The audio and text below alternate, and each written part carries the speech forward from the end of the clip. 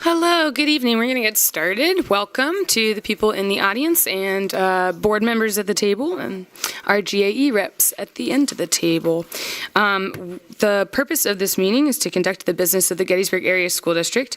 Board of Directors meetings and committee meetings are open to the public but are not public meetings. All school district residents who wish to make public comment should sign in prior to the start of the meeting and request to speak during citizens' participation. School district residents wishing to speak to the board shall do so only during the citizen participation section of the meeting. Public comment is welcome, and all issues will be referred to the appropriate board committee or administrator.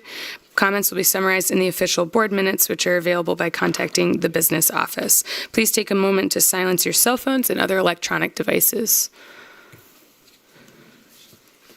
Prior to the start of this meeting, the board conducted an administrative session. This is our first work study session with our new structure in place, kind of functioning as our new committee structure. So we're welcoming Karen Roper over there as our GAEA rep for this evening to participate in those discussions. Thank you for coming. And we will continue to do this on the first board meeting of every month to make sure everyone's getting all of the information. Looking forward to that. In terms of attendance for this evening, all of our board members are accounted for except Mr. Dickerson is excused this evening. And, oh my gosh, hello, there you are. Right in the nick of time. Hello, okay, that is all. All right, please rise for the Pledge of Allegiance. I pledge allegiance to the flag of the United States of America and to the republic for which it stands, one nation, under God, indivisible, with liberty and justice for all.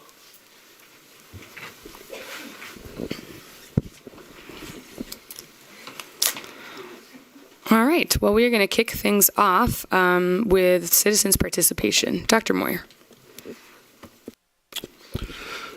Thank you, Alice. And good evening, everyone.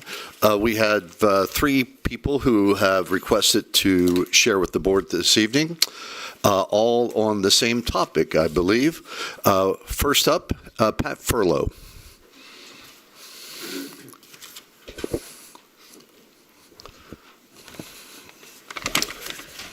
Hello, board. I'm here to present my personal view of the board and the board members I voted for. I really do feel sorry for for most of the school board based on the proposed budget I listened to online. You are inheriting a school district that has budgeted without concerns to revenue for the years now by board members that are not all here to be held account. I believe the purpose of the school board is to make sure students in the district receive the best education the district can afford. That means operating within the revenues you collect. If you do not, you are teaching students that when you leave high school, you need not worry about how much money you earn. You can always use credit cards to cover your bills. That is, until you're in bankruptcy. We voted you in to manage the budget. That does not mean follow the lead of previous boards, but making hard decisions to the budget to stay within revenues collected. If this means cutting positions, not replacing teachers or administrators, combining classes, delaying or canceling projects, and thinking outside the box, that is what we expected of you. The board is not a jump-off point for those with greater ambitions or a place to let lucrative contracts to friends, administrators, teachers, and I'm not accusing anyone of this. It's only my personal opinion of what I expect in the board members I voted for. Operating within the revenues you collect and only raising tax as a last resort to provide for students is what we voted for. Thank you for your time. Let me expressing my views. Thank you. Thank you, Pat. Next, we have Richard Schultz.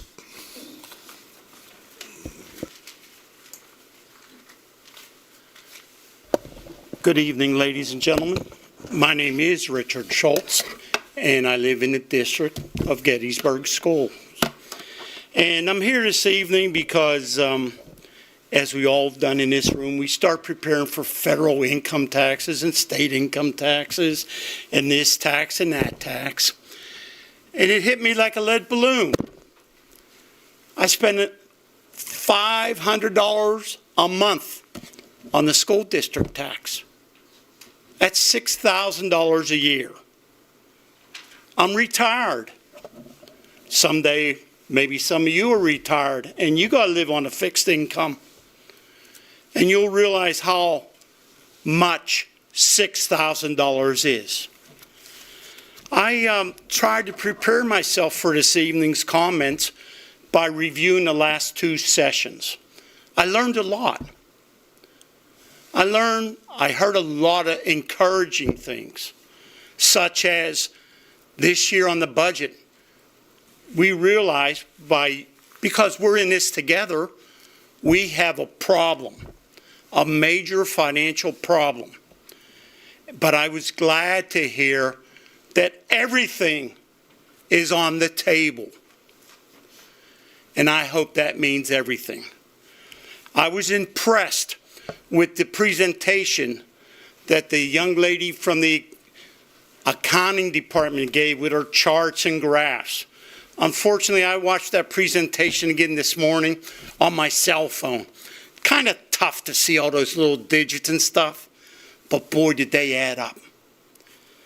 Now, I heard, and I'm going to refer to some notes that I made while reserving this too, and I'm going to work backwards if I may. On your 2-2 meeting of 26, there was a item 6.1 was this team observation deck and pathway. And you had to vote on either option 1, which the administration recommended due to safety and security concerns, or you had option 2, the higher dollar for an observation deck. Now, I've been paying school taxes over 50 years. Yeah, I'm that old. But have all the options been explored, I asked myself. Why do you need, is this the Taj Mahal where you go to a football game and you're ushered up to the observation deck and you look down at the field to see the running back? Or is it a wish list for somebody in power? Is it a true necessity? Was the idea about watching a game from the field, from the ground level, was that explored? I don't know. I don't have all the answers. These are just my opinions, my interpretations. I voted for some of you I didn't vote for, and I know why. Trust me. But a pathway and a view platform. One of the most important things that this school board is charged with, along with the administration, is the safety and security of its students, faculty, and support staff. I don't know about you. My life's work was in law enforcement. And I heard this representative here, union representative, you guys were reviewing these terms of different sections about handguns. One board member asked very intelligent questions about replica handguns. Let me tell you what, I have over 40 years of experience as a police chief. And if you come at me with a handgun that's made out of make-believe cardboard or plastic, you still make me doo-doo in my pants. How does a victim feel? What are we doing for the victim? I bring this up because I heard one gentleman say on a disciplinary action, we have to trust our superintendent and our school principals and the decisions that they make. And that's right, because you hire the best possible candidates. I think 62% of your staff has master's degrees. They're highly educated. They're supposed to know what they're doing. You entrust in them the ability to make decisions. But yet, when they recommend no to an observation deck and the sky path, the board chose to override. Why? That doesn't make sense to me. How can you have it both ways? How can they be okay for this, but not okay on spending $1 million plus extra dollars? Richard, you have 30 seconds left. Thank you. All right. In conclusion, if I may, I have a lot more notes in the last meeting. I'm going to give you an option of trust on my behalf. I think that this board wants to do the right thing. I wish you well, and I'll be watching. I won't attend every meeting. I don't need to. But I just have faith until you prove me wrong. But thank you for your time. Have a good night. Thank you, Richard. And finally, we have Ken. And Ken, I'm struggling a little bit with the last name. Is it Calabrese? Or, oh, wow. I'd rather be lucky than good sometimes. Okay. Thank you for having these sessions where we can express our opinions.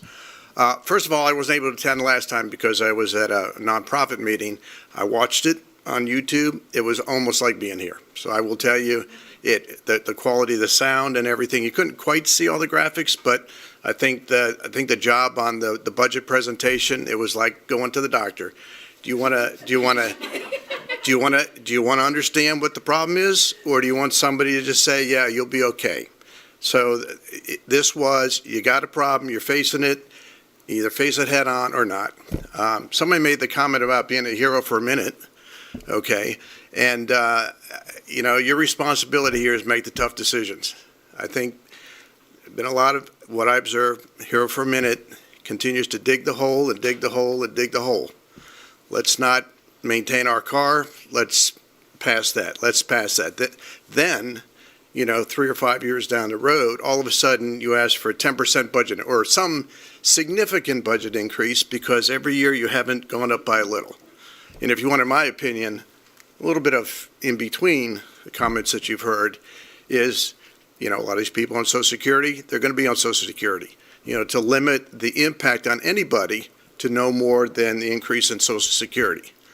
The last thing I would say that I believe I understand this correctly, some of the inequity is the assessments haven't been done, I believe, since 2010.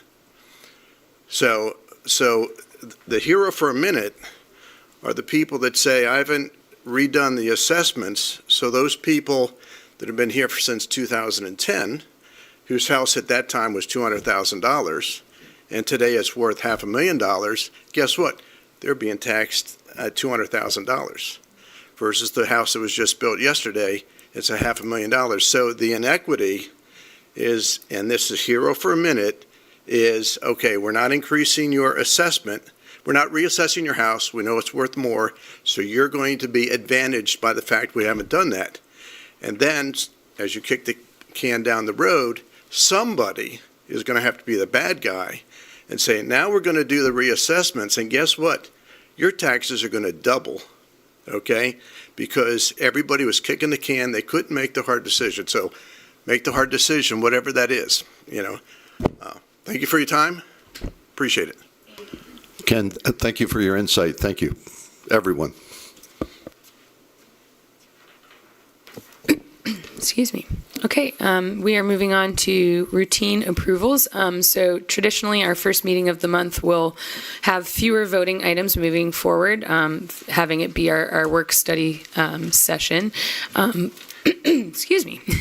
But this evening, due to it kind of being our first meeting in that format, we're catching up with some of the items in routine approval and board action that we are carrying over from last meeting. So For routine approvals, I'm looking to take 5.1 through 5.8 in one vote unless there's a need to separate from any board members. That would be 5.1, the agenda, 5.2, the regular board meetings from February 2nd, the minutes, 5.3, the minutes from February 17th. A lot of drivers, that's exciting. Jacoby transportation drivers, 5.4, 5.5, Clowney transportation drivers, 5.6, the Hoffman transportation drivers, 5.7, a list of graduating seniors, very exciting. 5.8, human resources recommendations. So moved. Thank you. Any comments or questions on the routine approvals? Yes, thank you. I may say her name incorrectly. When I don't know how to pronounce the name, I just say it in Italian because I speak a little Italian. But I really do want to congratulate Amanda Petrocha, English teacher at the high school, for her 33 years of dedicated service to our district. And I know we all wish her well in retirement. Thank you, Kathleen. Any other comments or questions on routine approvals? All right, I will just give a congratulations, an early congratulations to our list of graduating seniors as well. I'm sure we'll get another chance to congratulate them moving forward. All right, we'll take it to a vote. Hearing no other questions. Kathleen? Yes. Justine? Yes. Donna? Yes. Dave? Yes. Al? Yes. Ryan? Yes. Tim? Yes. And I vote yes. Moving on to our items for board action, we have two. These two were on as information items at our last meeting. 6.1, the York Adams Academy General Operating Budget. We approve it because we have students who attend that academy. Could I get a motion for 6.1? So moved. Second. Any questions or comments for 6.1? Go ahead, Dave. How many students do we have in the program? We have 4 currently. 4. Actually, it might be 3. We just had one recently graduate. So our out-of-pocket is the 17,000? Yes, I believe that's correct. Okay. And we have, how many seats do we We have? have 4 total seats. And we're using them all. Correct. And that's, Belinda, correct me if I'm wrong, that's what we're anticipating for 26, 27 as well? Yes, the budget has 4 seats available to us. Thank you.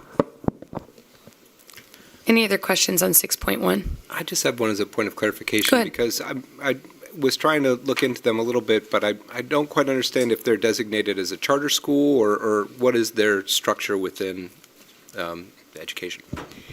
They have an interesting designation. They're not a charter. They're more of an agreed upon jointly operated school, similar to ACTI-ish, where it's jointly operated by a conglomerate of different districts for the specific purpose here of credit recovery. It's sort of like so that's why you buy the seat, because the students may be rotating in and graduating, and then you rotate another student in. It's not really a charter. It's recognized by PDE. I can look it up for you, but it's not a typical sort of school entity designation that we know of. But they do confer then like GED or equivalent? Oh, I think they're from Gettysburg. The Gettysburg, yeah, they get the diploma from the Gettysburg Area School District, but through sort of an agreed upon credit recovery process, yeah. And my understanding is this is for older students, age 17 to 20. Is that correct? Yeah. Right. Like 16 to 21 or something like that. I believe so. Mr. Lusk, can you... I know he's hiding back there in the corner. Students actually earn a York Adams Academy diploma.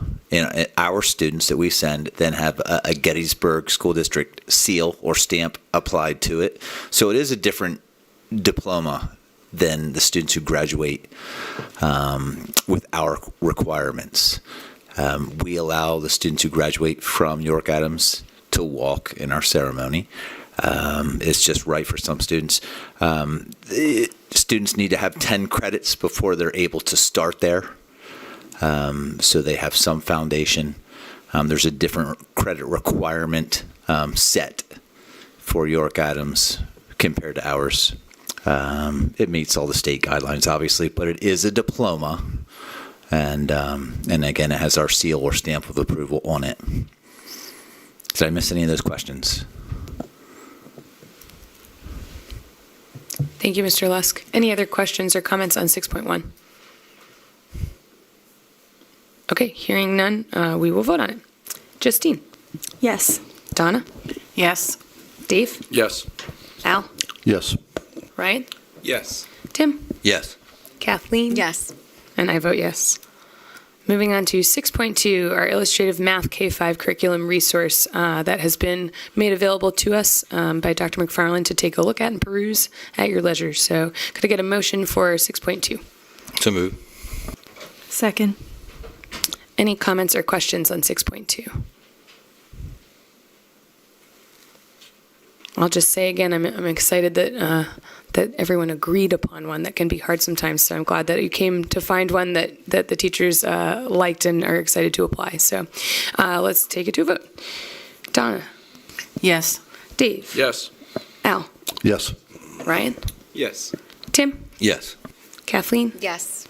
Justine? Yes. And I vote yes. All right, moving on to the bulk of our meeting this evening, our information items.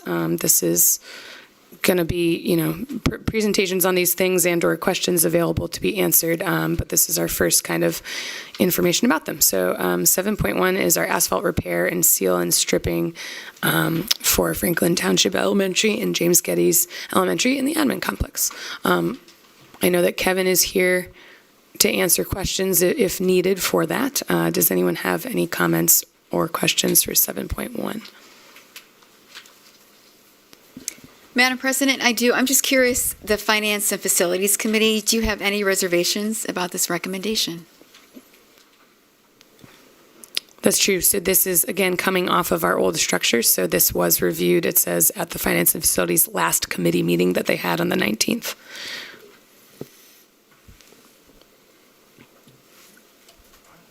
I'll repeat my question. Yeah. I will repeat my question. So, yeah, it's all right. We're getting used to the new format. It's okay. So, just curious, does the Finance and Facilities Committee have any reservations about this recommendation? No, it was on the capital improvement plan, so it's been on there for quite a while to get that maintained and taken care of.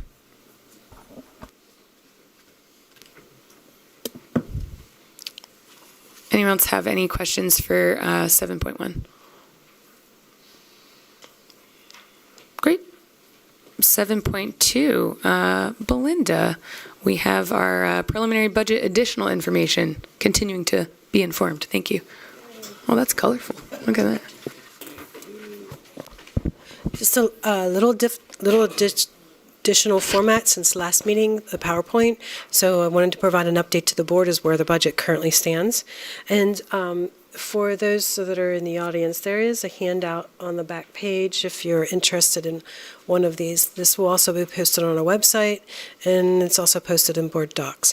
So to give you an update as to the budget, bear with me a second here.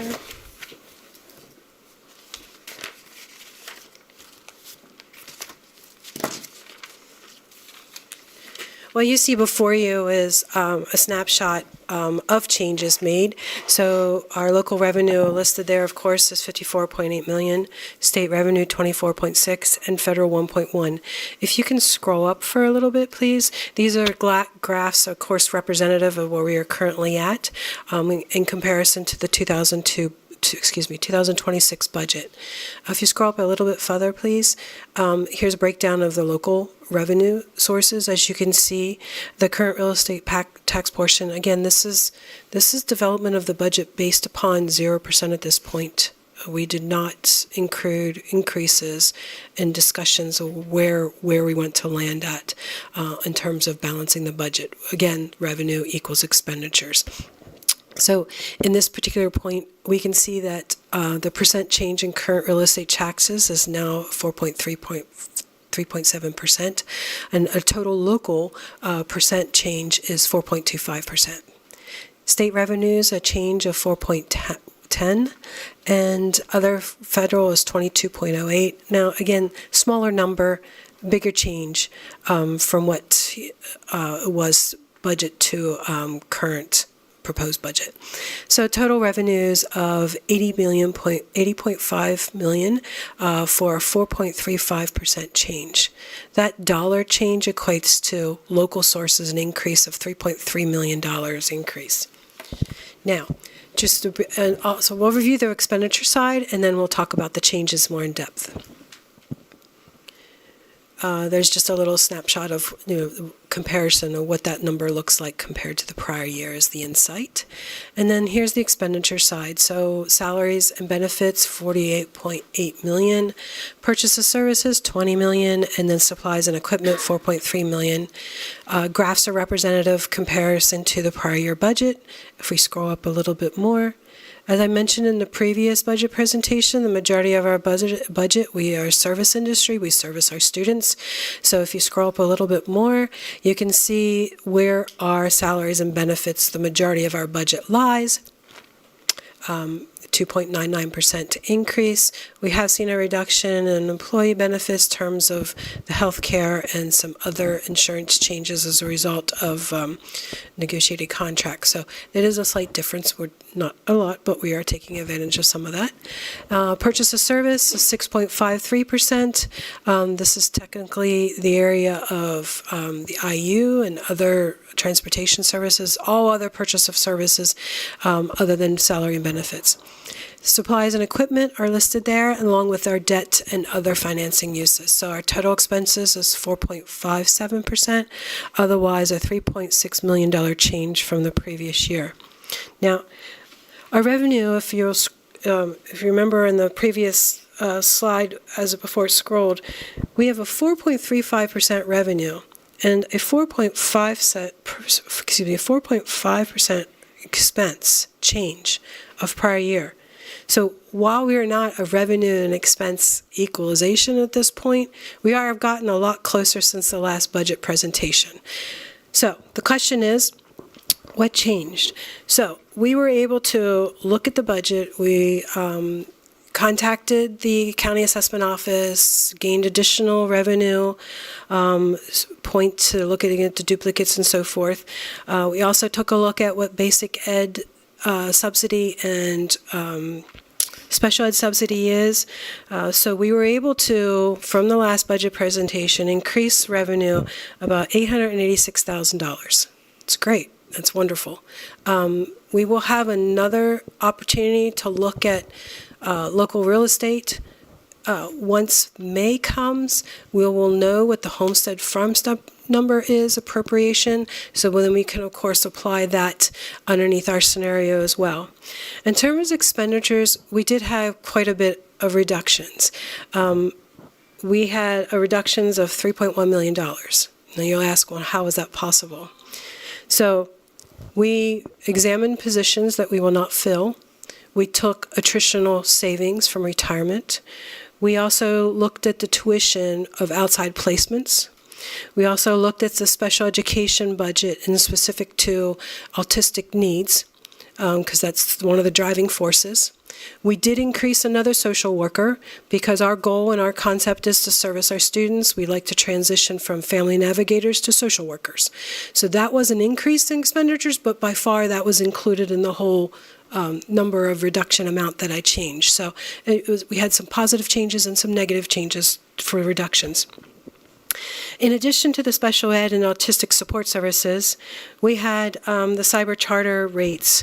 Once the new PD 363 rate was developed, Mr. Moyer had mentioned in one of the previous meetings if there's going to be a reduction. We took a look at what that rate change is, multiplied it by the number of students that are serviced in the cyber world, and so we were able to reduce additional funds expenditures in that aspect, as well as we removed the budgetary reserve number that we have historically put into the budget, and so that all of those changes and resources and so forth came up with the reductions of 3.1. Where we go from this point forward is, of course, we're not balanced yet at 0%. Even at 0% increase, not keeping in mind of the ACTI's portion, but if we did a 0% increase, we would still need to find $1.9 million. So we're not out of the woods just yet. Some items that can be on topic on the discussion for the board and for consideration is what do we do with that capital reserve transfer? Currently in the budget to fund the capital plan, we have $1 million in the budget to transfer over to fund the future needs for capital reserve. That number could change, that number could come down, that number could stay. And so there's a decision that needs to be made as we move forward with the capital improvement plan of how we're funding that. Do we want to continue funding it the method in which we have been funding it in terms of the budget, or do we want to remove those planned expenses in hopes of we have a gain in fund balance and then appropriate those dollars to the capital reserve? That may delay projects until we get on a new cycle to do so, but that's an option. We may be able to look at increased numbers from earned income tax. On the revenue sheet, you can see that the earned income tax is the very same as what it was the year before. I'm very hesitant to increase that because it's still subjective as to what people are earning and being taxed and our portion of that tax. So you can see the current Act 511 earned income tax is listed as budget is 9.1 million. Our actuals came in at 8.9. So I'm not too ready to jump into the waters yet to increase that earned income tax without a further analysis and working with YATB on that number. But that's an opportunity for us to maybe to further look to additional revenue. As I mentioned before, we can look at the May County estimates to see if that'll drive out more. And then, of course, in the board, I think we need to discuss where we're comfortable with a tax increase, if a tax increase, and what that looks like. So, for example, if we have a 0% tax increase, we still need to search $1.9 million. If we have a 1%, which is to help support ACTI, because the ACTI's funding for future debt is in the budget, then we're looking for a shortfall of $1.5 million. Because 1% really only gains us a little over $360,000 of revenue. So at least a recommendation would start off at 1% of a tax increase. And the board has been funding 1% for the last 2 years for ACTI's purposes. Our maximum index is 4.2%. Do we need to go there? At first, initially, I thought, yes, there's only one way. But further examining this, I don't think we need to land at the maximum. I think we can land somewhere in between 2.5% to 3.5%, somewhere around there. I'll go a little further to say 4.2% as the budget currently stands, which is the maximum. We would only need to look at a little under $300,000. If we are looking at somewhere in between a 2.5 to 3.5, a 3.5% would get us, we would still need to search for about $500,000. And a 4% would still need to search for about $300,000. So within the range, I think we can be there, and with maybe some additional changes. I don't think we should be lower than 1% by any means, but the 1% was servicing ACTI for 2 years. We were not addressing the normal mode of operations with any sort of new revenue in any fashion. The 1% was clearly ACTI, while our salaries were still increasing, contractual terms also with transportation, and our normal cost of business is going up, just like households' normal cost of business. So we were not addressing any new revenues associated with the normal cost of business outside of ACTI. So my recommendation, it would not be lower than 1%. 1% is for ACTI. I think we need to land at least 2.5 to 3.5%, but not the index. I can report back to the board as on a continual basis, but the majority, I think, is where the decisions lie now with is what do we do with the capital reserve transfer, and where are we going to discuss as to what rate to increase taxes. Recommendation, we need to increase taxes, is just what rate that we feel most comfortable with. And we can wait for that discussion until the Homestead Farmstead numbers come out in May, but I would think that's probably about the time frame that we would have a little bit more knowledge as to if that number is increasing or decreasing in terms of providing that back to the taxpayers. So we are not revenue equals expenditures yet, but we're much closer than the previous budget. As I mentioned the last time around, that was the worst case scenario that we were in, because I really truly need to take time with our administrators and review the budget more in depth, and we did do that and found some areas that we could reduce. Now, will some of the non-replacements will people be pleased with? Probably not, but we need to start somewhere. And cutting supplies is not necessarily an area that's going to get us a large dollar value to move forward with. So if there's any questions of the budget, I'll be happy to entertain them. But at this point, this is your update for Yeah, thank you, Belinda. This is a lot of very good information, and I think, I'll speak for the whole board in saying that we really appreciate the work that you and the rest of the team are doing on that, because this is significantly better to look at, albeit still room to work and keep doing that. I'll ask a couple of very quick questions, and then I know I see some other people that have them too. One is just a wondering, which you may have addressed at the last one, but I'm looking at it again and just curious. On the revenue side of things, there's the largest negative percent change, negative 96.82% for other financing sources. What went away from other financing sources? The capital reserve, or came in? The budgetary reserve number we reduced. Got it. So that's where that reduction is shown in the percentages. Okay, because that obviously jumps out as a big number in a good way. So, and then my other question was that question. So what does that mean then if there is no budgetary reserve number? How could that potentially impact the budgeting?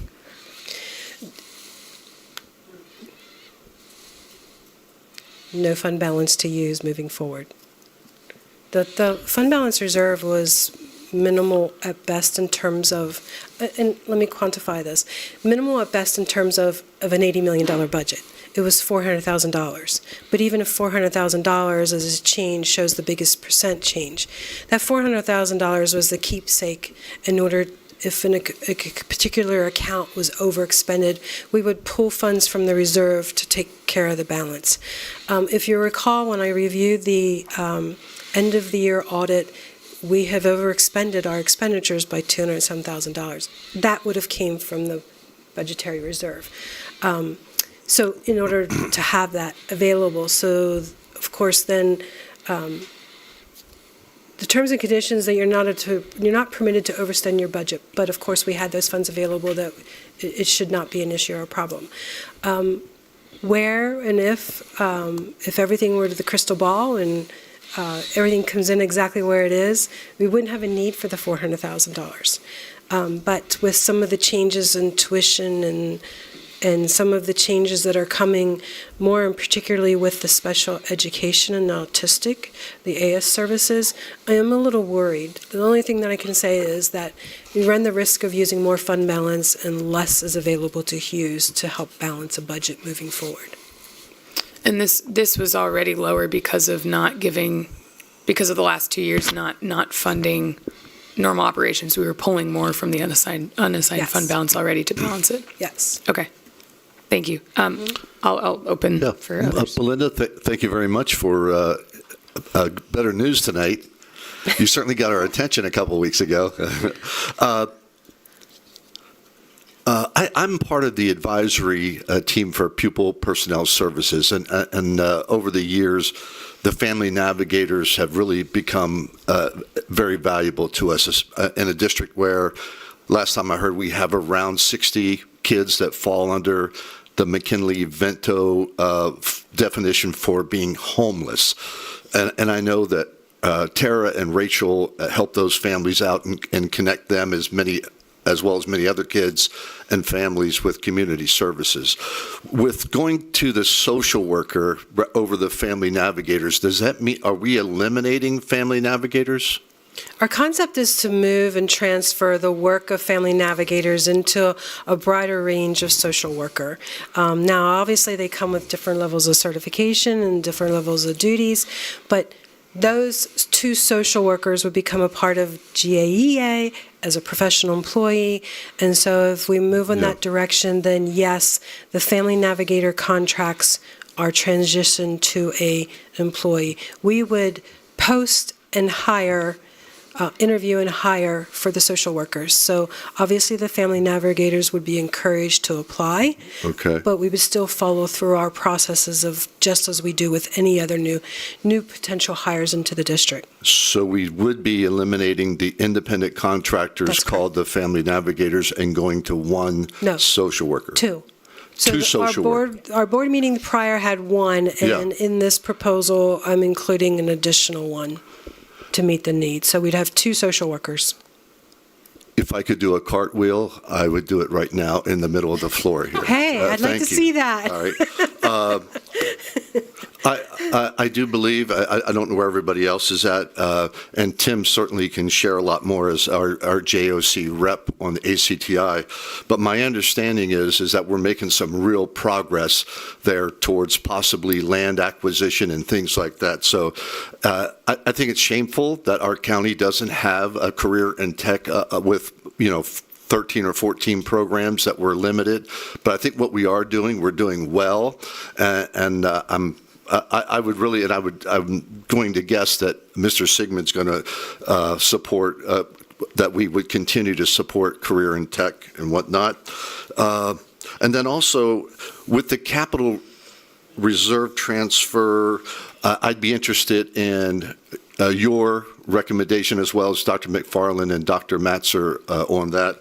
And then also with our fund balance, I know we have by policy, we need to keep a certain percentage there. Are we going to change, are we going to revise that policy a little bit? Or are we going to we're going to be a little under what we would typically have there? Does that cause us issues? Or are we going to have to take some action there? Historically, up until a few years ago, the board was at 8%. We are running at 6% now and no less than 6%. Even with the budget proposal as well as the updates, we are still around 6%. So the concept is there's no utilization of fund balance for next year. Okay. So we need to find other means other than the utilization of fund balance to balance the budget. And then my final question is, as we digest this a little bit more and we get more information down the road, in the past, I know you all have invited us in, even like to come in one-on-one or whatever, and bring questions to you. Are you all still open to that? Yes, absolutely. All right, thank you. Mm-hmm. Any other questions? Yep, Dave, go ahead. Mine's going to take a little while. A couple of items. The gentleman that said that we kicked the can down the road, we not only kicked it, we punted it for the last several years. Kevin, are we funded for general repairs and maintenance each year? 100%. I think it runs around $867,000. Yes. Okay, we put money away for that. Do we do that now? That's underneath the general fund, yes. That's Okay, not so- technically part of the capital reserve plan. Okay, so we keep that in there because, Yes. let's see, property services, is that what it's called? Yes, it's underneath there. Okay, but that's at 780,000. Yeah. We put, it's almost like a half-half type of situation to where some is in the budget and other is in the capital improvement plan. Okay, yeah, but in order to replenish that improvement plan, you have to keep the money coming into it. Correct. Mhm. So if it's 867,000 is needed each year, then you're deferring maintenance somewhere. So maybe I'm not explaining that No, correctly. you're taking it from here to put it over here. Yeah. The differential. So the budget, which is in other financing sources, has $1 million in the budget to go to the capital improvement plan. Okay. That'll fund some of the annual work, which is, when the review was done, that is the proposal for the 26-27 year of needs. That includes items such in addition to the normal operations, tree maintenance, regular maintenance and repairs of the facilities, that's general fund. This is all building envelope repair. So it's additional level of what the general fund does not cover. So the capital reserve is building envelope repair, building finished repairs and replacement, some sign, a LED sign. You have some concession work consideration, parking lot seal, magnetic door holds, terrazzo. All the items that were reviewed at the Facility and Finance Committee meeting, the plan itself, the first proposed year is basically a part of the capital plan. It's smaller in nature and also is combined with what the general fund operations are. Right. Okay. So next question. The budget for current real estate taxes was $36.4 million in '26. Mm-hmm. If you extrapolate to today to get the end of June, what do you anticipate that to be?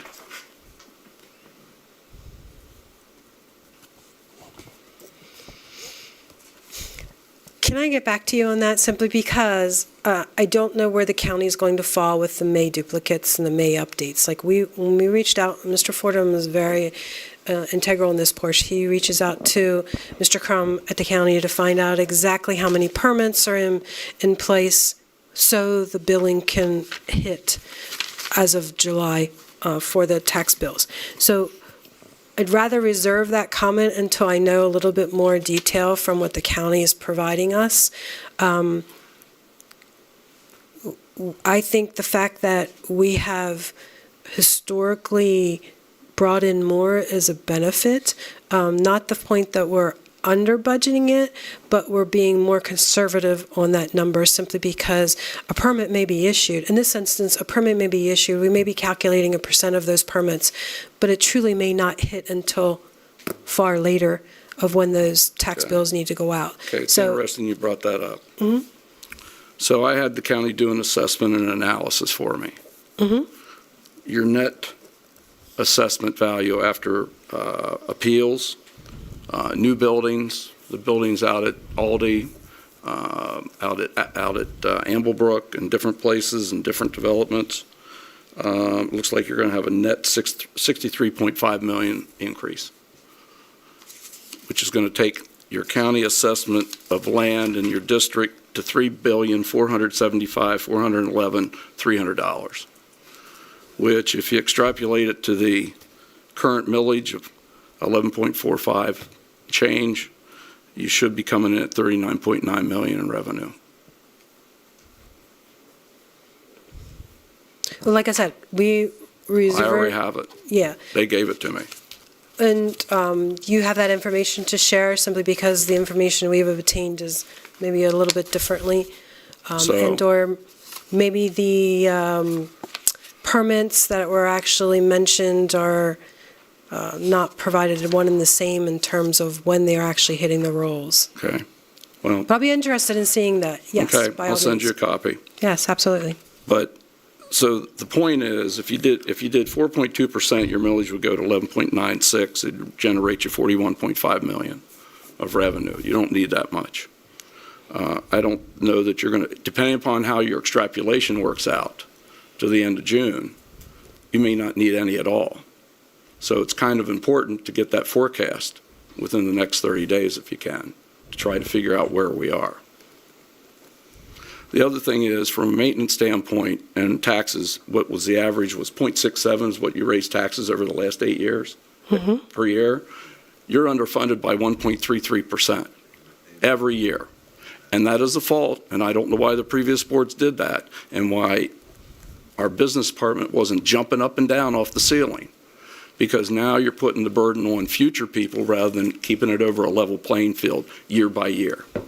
So don't make the mistake again, because right now, if you do it again as a board, you're going to be underfunded for a long time. So you have to keep your maintenance up. You have to keep your capital up for projects. You got to build that in on an annual basis. It may not happen for 10 years, but it's going to happen the 10th year. And that's what school boards do. They wait, and then they borrow, instead of figuring it out ahead of time. You wouldn't do that at your home. So why do we do it here? It's time to think things different. Start running it like a business. Okay? Stop running it like a public entity. Because you got yourself in trouble. A couple other things. Let me look here. So what on other revenue, local revenue, what's that constitute?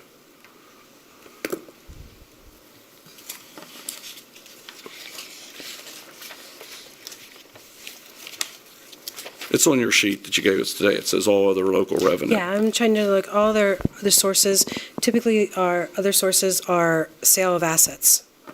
Okay, sale of assets. Yes. Define. Sale of assets when we go put on items for public sale. Okay, when we're going to sell $5 million of our public assets. That's a combination of something. I'm sorry, so I have to, I mean, what would we sell that's $5 million other than a school? it says all other local revenue is $5 million. That's Right. not assets. Right. I'm sorry, you were asking, and I did not hear the question correctly. Okay. So all other local revenue includes items such as, here, let me pull my other data sheet.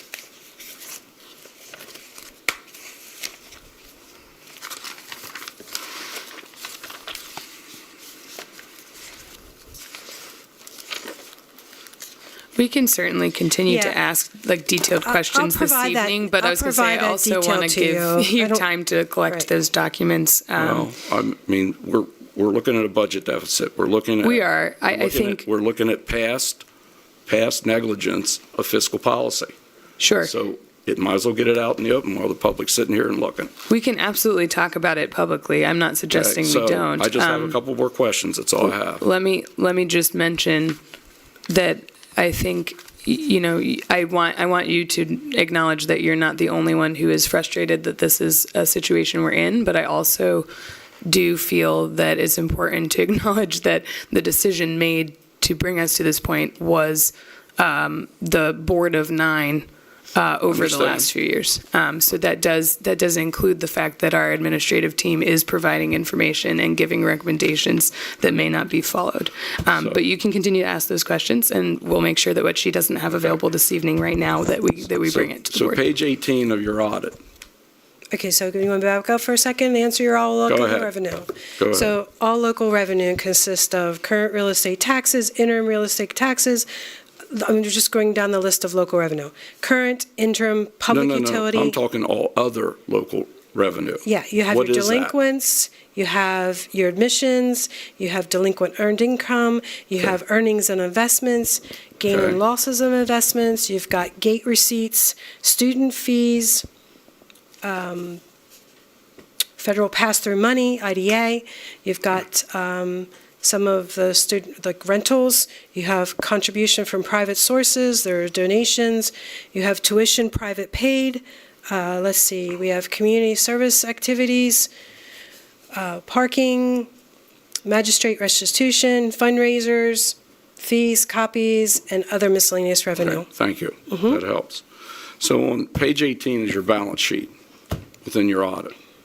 Okay, and I've asked to have a meeting of everybody to learn how to decipher your balance sheet, because I don't know that everybody knows how to decipher that balance sheet, including myself, which I do a lot of balance sheets. Because I like to know where the money came from and where the money goes to that are in those accounts. And I think 3 of us have asked for that. And based on special meeting requirements, if 3 people have asked it in writing, it is to be implemented. I think it was on the agenda, not necessarily a special meeting. I can check on that. I don't know off the top of my head. I can look. I can certainly look. It's not something on the top of my head. I'll look. Sure, and I'll go ahead and mention too, Dave, because I know Go that ahead. obviously you're looking into, It's right here. you're looking into the details here, which is great. It's important. Yeah, I know. I have to pull up the policy. I'm gonna Yeah, I'm gonna give you a little bit of time to do that, Lee. Yeah. This budget cycle is a good time to be finding out these things. We don't want to delay for the sake of delaying, but I do think that to a certain degree, sometimes things do take time. So this is something that we can 100% get more information on and meet as a board to talk about. That would be good. We will find the way to do that in a future meeting, since we don't have the materials here right now, just to give our team time to prepare information for us. Well, I'd recommend that we do it before our next meeting. Well, you mean for our next meeting? Do it in the pre-meeting before our next meeting, administration open to the public. That is one way we could, So that we can learn the details on your budget, because in a couple of months, and 60 days after that, you're going to ask us for a decision. Sure. Correct me if I'm wrong, some of the challenges, we could do this, yes. Some of the challenges that present themselves to meet as a additional meeting outside of our scheduled meeting times is first of all, finding time that we're all able to do that. And Well, second I'm saying of all. right before our next meeting, right before it. Like it's administrative meeting, but open to the public Oh, for okay. an hour. Got it. I That thought way you were we calling could for ask a her special questions meeting at a about- different about time. Scheduled night. Yeah, Got it. our scheduled night. We're not another time, our scheduled night. And then go over that balance sheet on page 18 of the audit and ask, where's the money come from and where's it go to? And where's the earnings go to? Because you have one account that has, what, 17 million in it? So where is the earnings off of that? And what does it apply to? Does it apply back into a special account? If all the money came from general revenue of taxpayers, then technically all the money is general revenue. So the question is, if you have a dire need to reset yourself fiscally, can you pull that back and get yourself started over again and do it the correct way? So you're asking for a 6 o'clock, like a 6 prior o'clock. to Yes. 7 o'clock meeting, which would be a session on the data sheet and Just like reading we just did financials. before today, but that was 15 minutes. Sure, but We this do it. being a specific intent of that, I guess The then one we I did would say was have. also not open to the public. You're saying to be Correct. open to the public. I'd open to the public, let them hear about it. So this would then mean that we would need to make sure it's something that we can prepare for next meeting, but also that we'd follow the appropriate ways If to we do it then, we don't notify. have to call for a special meeting, which according to No, yes, I hear what you're saying, yeah. According to procedures, the three people asked for it, we need a special meeting. I'm happy Right, just but to you do it. still have to advertise that there's going to be a Correct. special That's- I meeting, guess- and there's a 72-hour, yeah. So there's this some is why other I'm things bringing that up, if that's So- possible. So I would just like to learn about this Yep, I and hear find out you. what it is. Yep. Okay?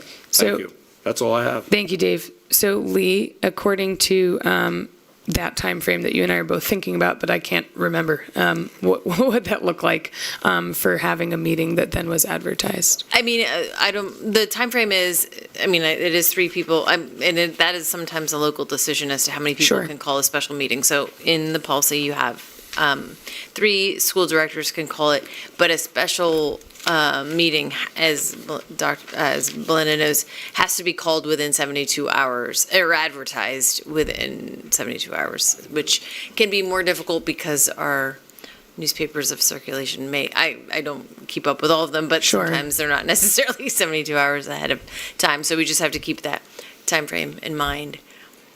I think within the next 2 weeks, that would be enough, of course, time Sure. to put Yes, something up for and 6 PM. Need Yeah. a specific purpose for the special meeting. Yeah, and exactly. So and that is another point to make. So that meeting that we call is only for the specific purpose Correct. as advertised. Yeah. Okay. So my next question then would be, since this is something that, is our discussion meeting for the most part, we don't have all of our board members here this evening, so we'd have to check in as well with Mr. Dickerson, but we would, of course, want that to be something that all of the people at the table not only are interested in learning about, which, I think we all are are available for, which would be on the, 16. thank you. Same day as the meeting. Yeah, I just am looking because I have to look at calendars on the 16th at 6 o'clock. Madam President, is Yeah. this something that we would make a motion on tonight? to That's hold this also a good meeting? question. I don't have an answer to. I think we can, You don't need to necessarily Right. vote as sort of a consensus as to whether the time frame is agreed to. And I don't know if we're going to specifically comply with the policy 006? Are there specifically 3 members that have already expressed an interest, or do we have enough people here that generally constitute 3 people? We move forward from there. Yeah. Sure. Yeah, so I guess it's more of the general question of, this is something that we would like to learn more about. If not, you can tell me no, but also if you're available for such a thing. Well, Go ahead, yeah, I Kathleen. mean, I will say to be prepared to make an educated decision that impacts our district and our taxpayers, I absolutely would appreciate having this administrative session that's open to the public. I see lots of nods, and availability on that day at 6 o'clock. That's the time we would be looking at on the 16th. I would just say, Belinda, does an hour give you enough time to educate us on the balance sheet? I think it's more of we're going to give you an hour, and then if we need to continue and do more, we can do that. But I think We'll make it knowing within an that will hour. give you kind of a If we're focused just on the framing. balance sheet, is what I'm hearing we're saying, which Yep. is page 17 or 18? Yep. Page 18. Understanding how to read that balance sheet financials. Understand where it comes from and where it goes. Page 18, where it comes from and where it goes. Yep. Okay. Sure. Okay. I'm up for the challenge, an hour or less. Thank you so much. And then, so I suppose then, I don't know who needs to know. I guess the people who need to know that are in the room. So we'd like to do that. And They are. I can send an email if needed just to circle back. And your specific purpose for advertisement? Meaning what it is for? To review the balance To sheets? review the balance sheet Okay. financials. Yes. Once you state it, there's no other business. Correct. being Oh, held yeah, at the time. correct. Yes, this is what the intent of that meeting is. Thank you for reminding us of that as well. We'll make sure it gets advertised. We will stay focused so that we can learn all we can in 1 hour. Okay. Please, yeah, go ahead, Donna.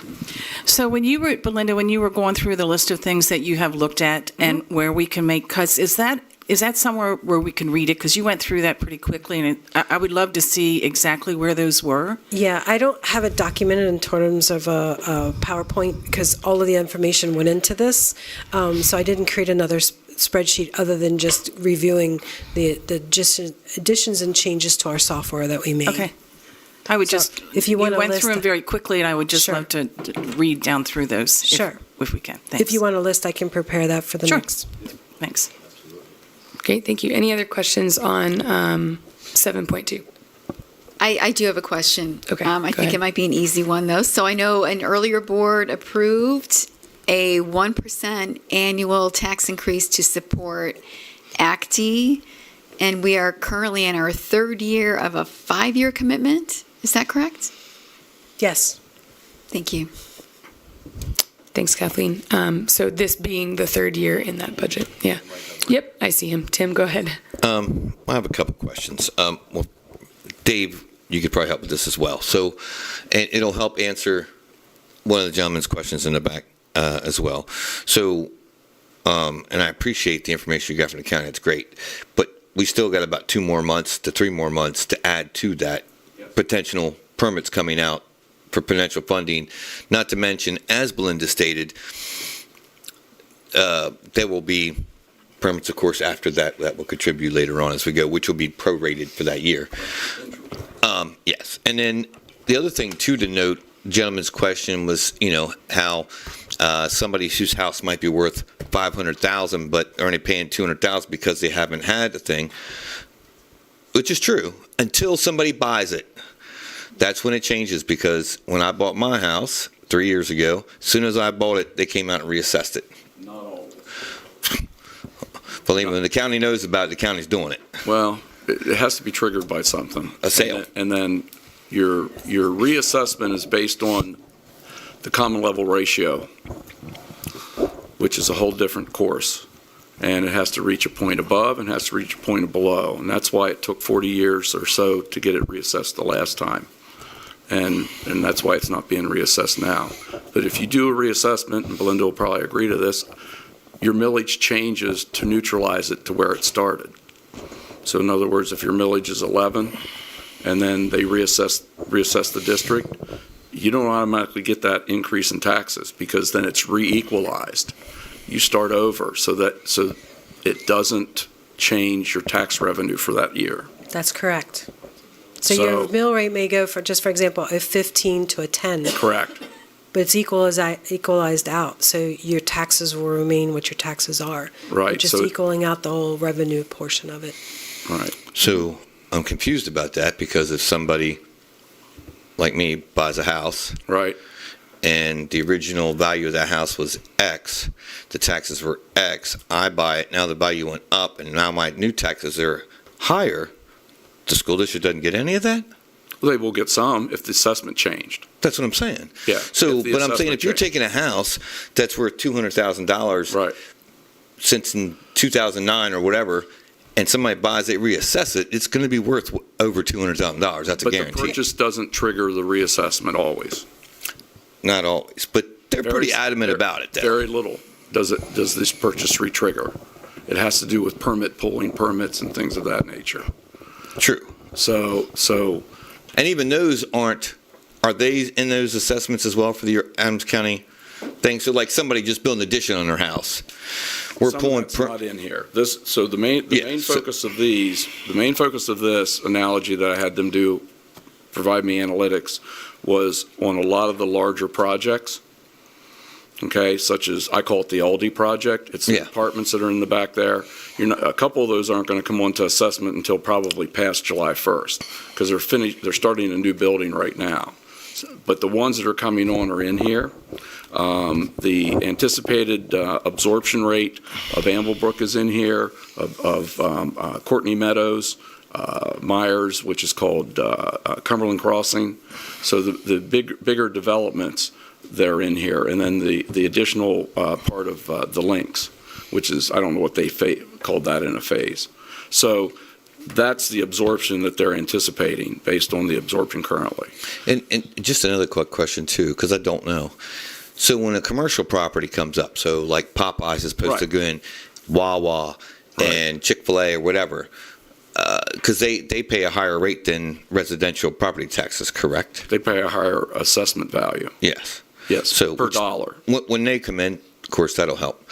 But and I get that figure with those people purchasing these houses and it helps with this budget. But it ultimately doesn't really help us in long term because if you have, say, for instance, what is going to be the change this year from the cost to educate a student from last year to this year? What's the difference? Do you know? It was like 17 or 18. Yeah. Is it going up?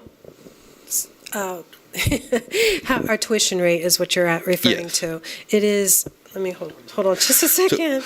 And we'll get that. But the point of it is you have somebody that buys a house, they're paying, I'm just throwing numbers, $3,000 property taxes, but they have 2 kids.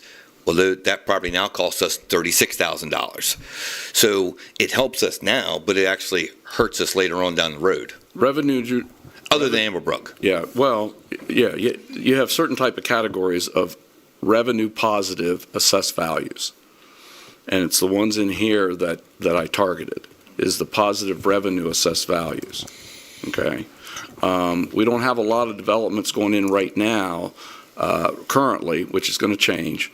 The rental stature is going to change some of your student population, okay, because people are going to move here, still work elsewhere, but they're going to have families in the new buildings on Old Mill and Dietrich Drive, and then the new 150 units at Aldi's. Okay, so that's going to produce some projections of new student, which is going to create overhead for you. Now, the positive revenue is the development out at the Commerce Center of what's going to happen in that strip, which is going to happen next year. So you're going to have an additional positive revenue growth, probably similar to what we're having this year, possibly next year, if that development gets off the ground. Tuition rate calculation for elementary is $15,489 and secondary is $15,771. And then did that go from last year? It did, yes, absolutely. How much did it go About up? 2.5%. Okay. And then the other question I have, and I always try to point this out every year because, these are ginormous numbers. But at the end of the day, a lot of those are fixed categories. and there's only a certain percentage, and I'm not picking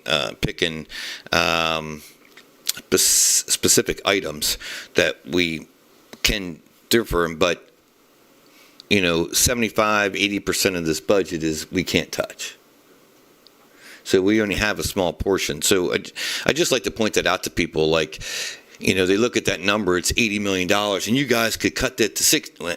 Well, that's never going to happen because there are fixed numbers, contractual obligations, that kind of stuff, and then the cost that we associate.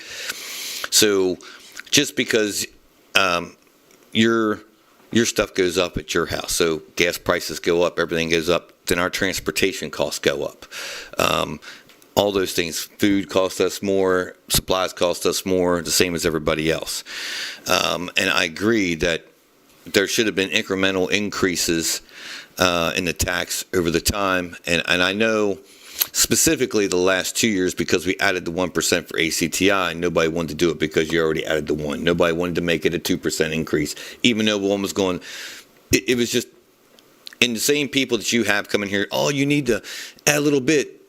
2 years ago, people like, you need to have zero increase. We don't want any. So it's the pressure, and it depends which situation you're in with boards here. The people come in here and kind of say their piece, which is fine, but then people do different things depending on who's coming in and who's complaining about what they want to do. I agree. We should always have a 0.5% or at least a 1% increase every single year, or you're going to end up with a 4, 5, 6% increase. Eventually, it's no different than anything else. If you're paying more for teacher salaries and insurance and everything else, well, you have to raise this, and eventually you run out of money.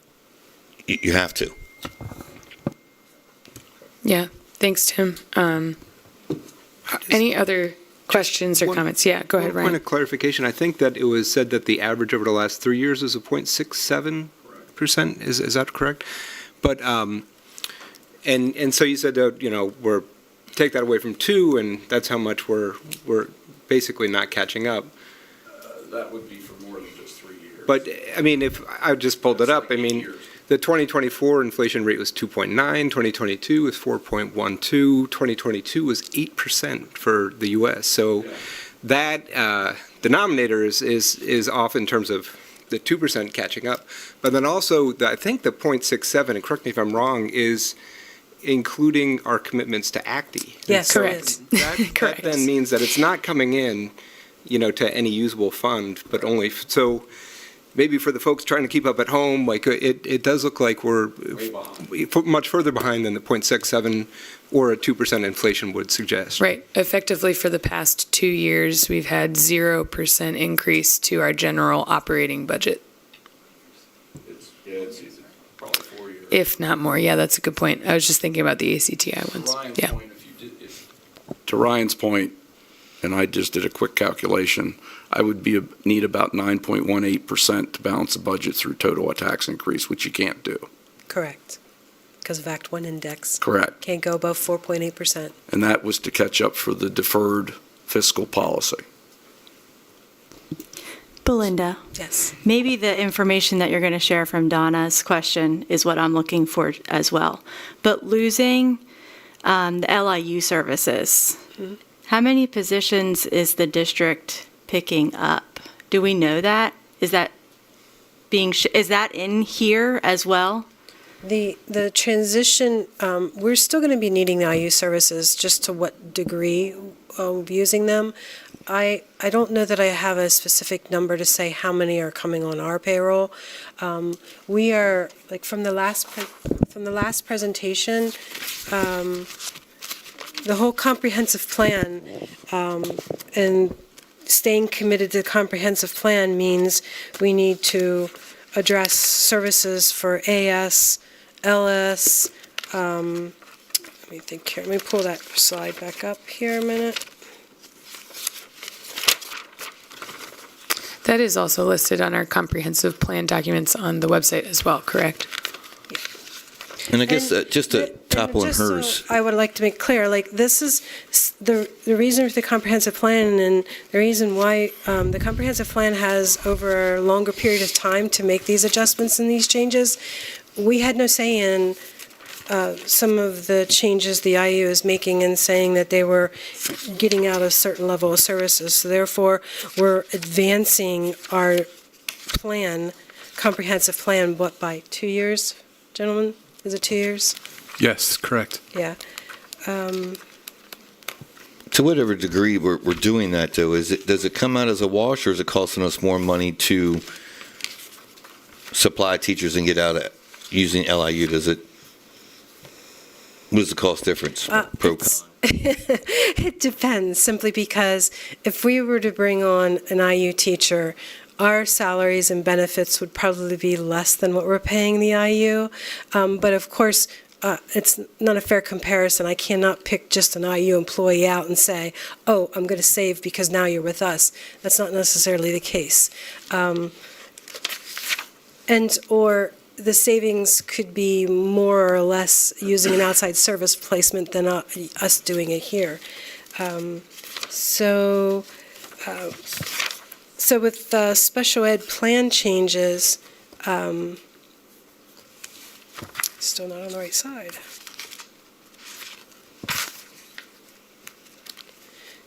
So with the changes in special ed, if you may or may recall from the previous presentation, this is 7 positions. We added 4 this current year without planning a budget. And I will indicate there were 4 positions added we did not plan for because we were not aware at a particular point in time that IU was changing the level of services.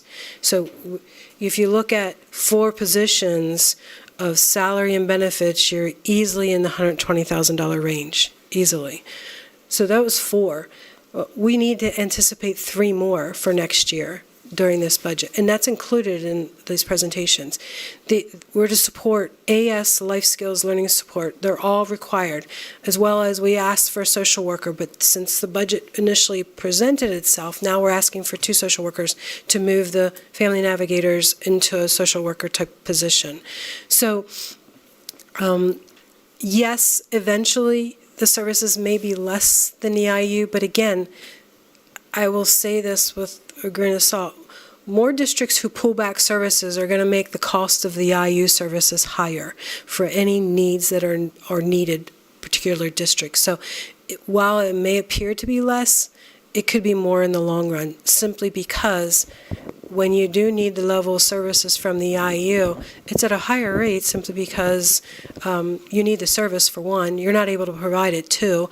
And 3, because other districts have pulled back, it has brought the rate higher for the IU level.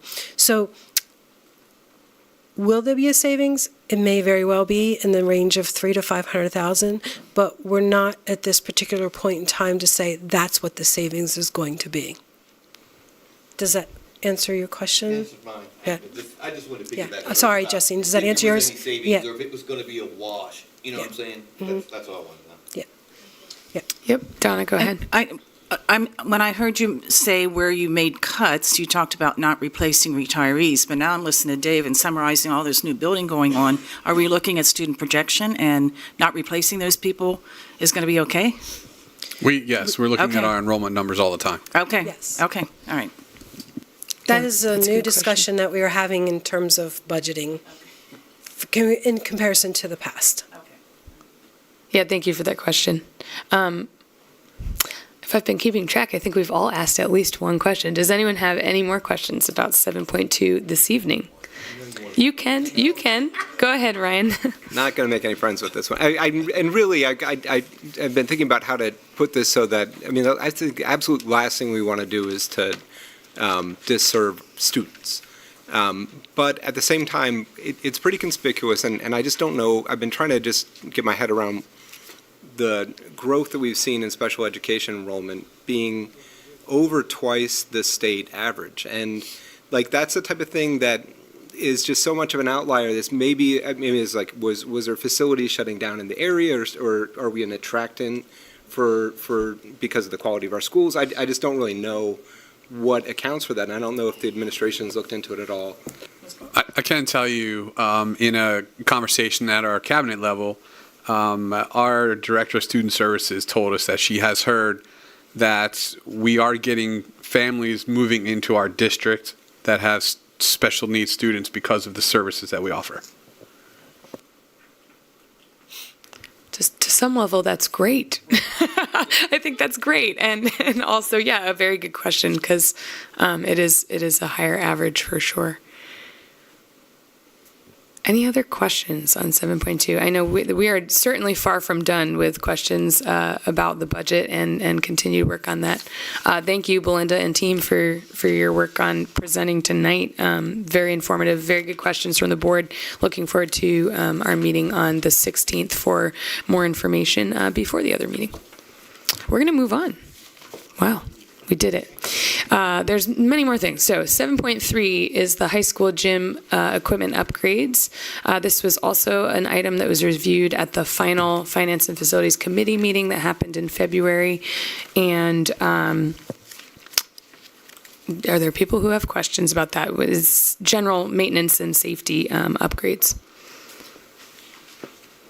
Go ahead, Kathleen. Yeah, thanks. I do. I'm just curious to know which upgrades are safety related and which are general maintenance related. That would be Kevin. Yep. Yes. Good question. The hoops, basically, they elevate and lower from the ceiling. They've been operating fine for 20 plus years, but cables break, motors break. Things need maintenance, so those are the safety concerns mainly right there, and the wall padding is starting to deteriorate around the exterior of the interior of the room, if that makes any sense. And so while it is aesthetic, it's also a safety component there. And the bleacher move, we're bringing it back, we're adjusting the spacing and the footwells of the entire stack so that it provides more room behind the players as they sit at the field, as they sit at the basketball court, which is a huge safety concern in that we've in the past had people walking in front of them onto the playing field to get to the other side of them and onto the bleachers, which is unacceptable. So those are the main safety concerns. Thank you. Any other questions about 7.3? All right, we're moving on to our policies.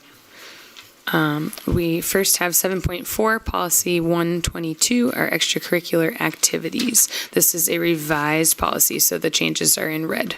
Comments or questions on 7.4? Just a quick one. It looks like there's an emphasis in this for extracurriculars related to athletics, and it said that there's a list of board-approved student groups, and I just don't know where we could find that list. I'm just wondering if there's other extracurriculars. Can you show me? I've got both versions up, so I'm looking at the red underneath definition. For purposes of this policy, extracurriculars shall refer to programs which may include athletic but also curriculum-related student groups that are sponsored/approved by the board. And yeah, and you'll see down below that there. So this is policy 122. You're going to see that there's on the agenda a policy 122.1. And so in particular, I don't know, Dr. Massner, like where you might have your list of approved extracurriculars in athletics. It is a version of like, there's usually like in the 200 policies, there's like a list or like there's a, like I think it's like throughout the year where not we, but you guys as a board are constantly approving. And then the key is with 122.1, that is for under the Equal Access Act. You know, we may not as a district be officially approving the, I don't know, rainbow making club after school or the ribbon making club after school, but it might be a group of students who want to have a ribbon making club and we can't tell them no, don't have one. And so that's what 122.1 is. So I'm going well beyond your question, but I don't know where that list is, but there should be like, I don't know, generally speaking is like on the website probably of like, that's what I was going to say on the website. I know, like, again, as Dr. Morris said, the board does approve all the extracurricular stipends every year in our contract, so.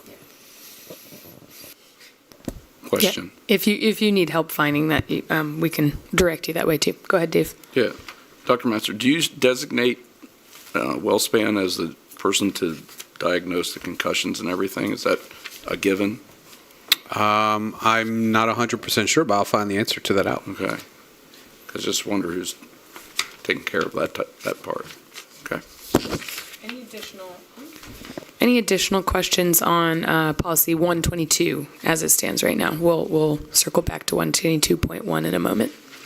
Yes, I do. 2 questions, but I think you answered this for me, so thank you. We removed the Equal Access Act verbiage, and I think that's because it went into policy 122.1. Yeah, it was a little iffy when you look at this policy as written. It was basically saying the principal has to, or the superintendent may have to approve them, but then it was also talking about maybe activities you wouldn't want to necessarily approve as a different district activity. So we created a separate one to create that distinction. Yeah. All right, thanks. And then, so we have in here that no student may participate who's not been in attendance on the day of the activity, event, or practice for the hours required.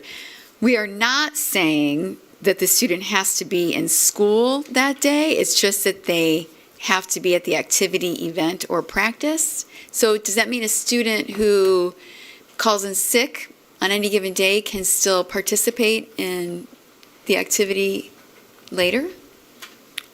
Well, where is that? What? Yeah, I was going to say, where is that? It is number 4. Here, I'll pull this up. In 122? Yeah, I'm in 122.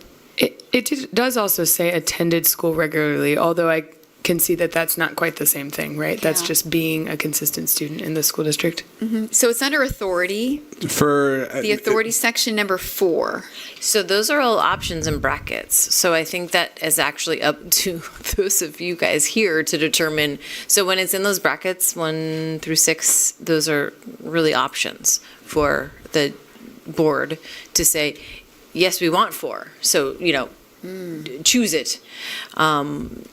That's how PSBA operates. If it's sort of offering an option but not requiring it, and any of these are sort of certainly up to the discretion of the board, certainly. So you could make number 4 requirement.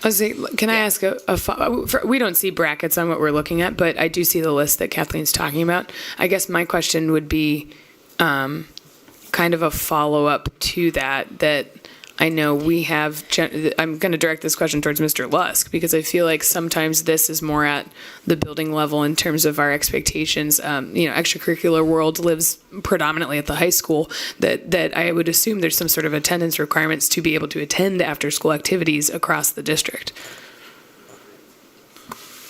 The athletic department. Oh, I'm so sorry. Thank you. Yeah, Hello, here. Cody. Hello. Back there. We run attendance daily, so if there's like funerals, things like that, we do make exceptions for those. But if they're homesick, they're not participating that day. Got it. Thank you so much. I apologize. I didn't see behind Morgan there. Yeah, Karen, go ahead. Would it just help with clarification, just been in attendance at school? At school. I was going to say the same thing. And then that would clarify that? Just to make sure we don't have it like counteracting it in the policy. Or just because she said, you could read it just in the attendance of the event or practice, but if you just said at school, well, then that takes care of that whole part that Kathleen. And I believe Mr. Lusk or Cody, correct me if I'm wrong, it's for at least a half day? Is that? Yeah, and there's a time requirement. Is it 8:45? 8:45 right now. So I don't know if in policy it should read as outlined in building and athletic handbooks, which are approved annually. So we always have that in both. So again, if whatever language you want in the actual policy, it might allude to those handbooks that are approved annually. Yeah, I think because sometimes sorry. I was going to say the only thought I would have on that is normally when I review handbooks, I make sure that the policy itself has the main language. So as long as your handbooks have the language that you're talking about, we usually refer to policy. Yeah, exactly. Numbers. That's what I'm saying. But the only thing I'm thinking right now off the top of my head is sometimes like those times shift a little bit depending on bell schedules and things like that, and we try to be consistent across the board, even with middle school, and if we're running on the same type of schedule. And if we add in here, been in attendance in school on the day of the activity, event, or practice for the hours required, that kind of takes you back to the handbook for the hours Yes. required That piece. sounds great. But it does say at least it would be in school. So, Brooke, if we can add that in.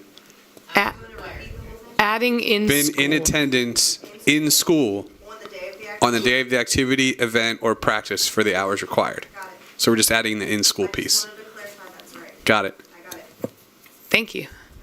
Kathleen, I feel like maybe that was the first of two questions, but I can't remember. Did you get your questions? The first one was answered, right? Yes, that. Oh, okay. Yes, thank you. Both Wonderful. questions answered. Thank you.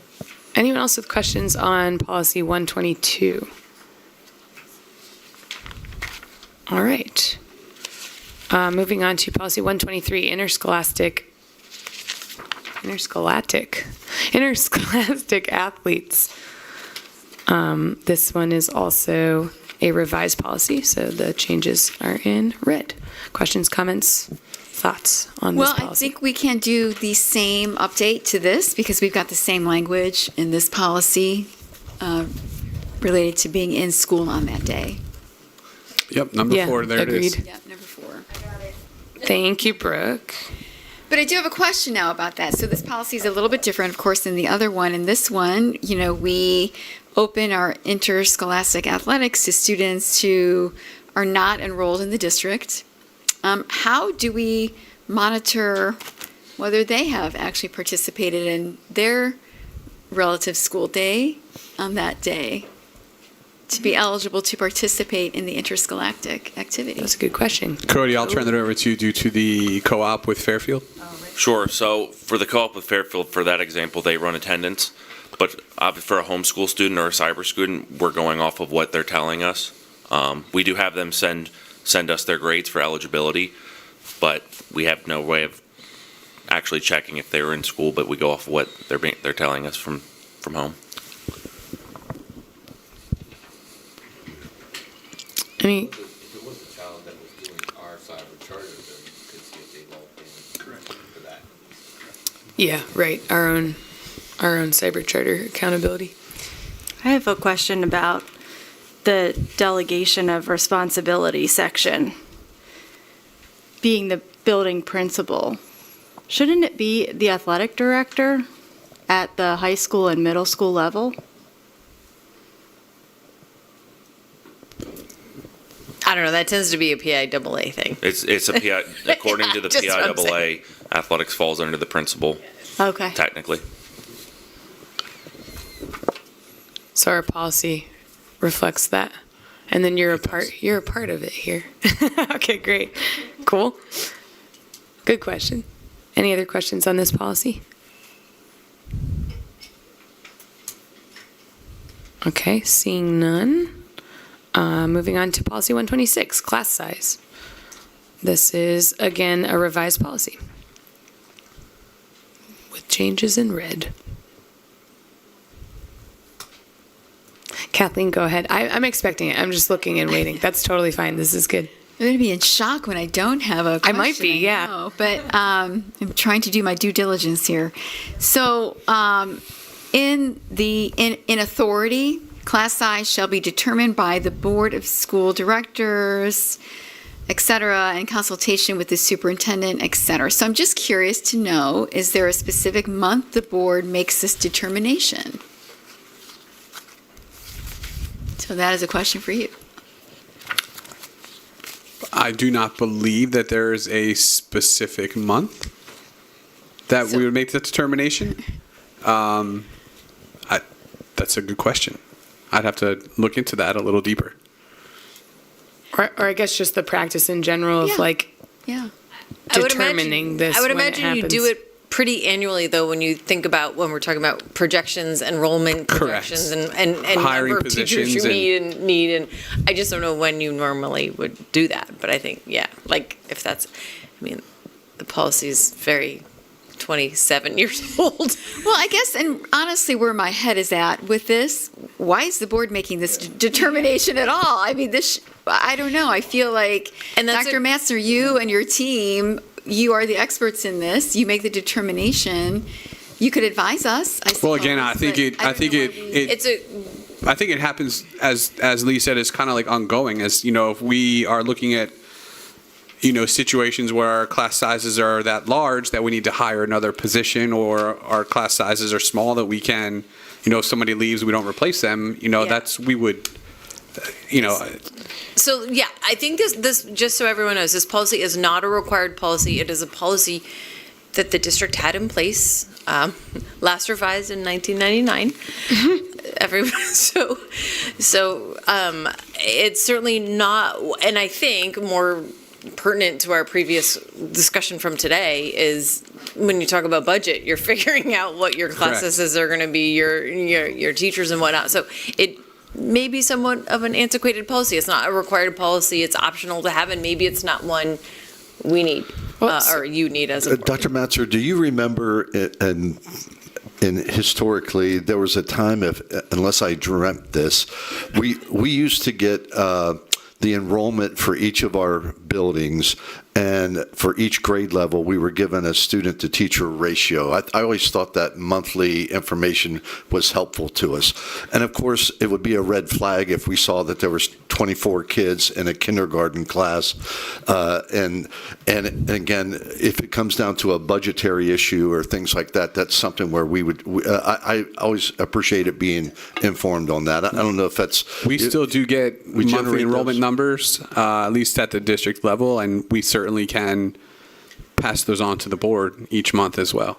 Yeah, I think the distinction is whether you want to put into a policy a shall approve of a class Well, I was size. going to say, saying shall be determined, I think, is the part Kathleen was pointing to me implies that we vote on that at some point. And I don't know that we do, aside from discussing and voting on, needs of staffing, right? So correct. And I believe implicitly you do it through the budgetary process. Well, sure, but you already absolutely. have policies on that, so But that's, why you would need this. more linked to budget. It's completely optional policy. Well, it's an optional policy. However, if you keep that in there, then you got to vote on it. My opinion is that is our team's decision to make, not our decision to make, as far as class size. When it comes to the budget, they're going to say they need an extra teacher or they don't. So I would rather see that eliminated to say we're going to make the decision and let it up to Dr. Matzer and his team. Yeah, so are we looking at just taking ourselves out of that sentence? Looking at retiring the policy? The policy. Oh, okay, because then you would just use this in your own team's work. Correct. Yeah. Okay. So we can certainly make a note of that to retire 126. And we would then vote potentially on that after this is our informational round, and then we'll. Correct.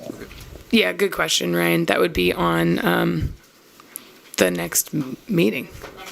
Next month's meeting. Correct. Correct, Because yes. they need 30 days. So Right. you would vote on this at the second meeting in April. Yes, with So this it'd new be- structure. Yeah. Are there any other concerns or thoughts about the, moving forward with retiring this policy as a potential for the future, looking into doing that?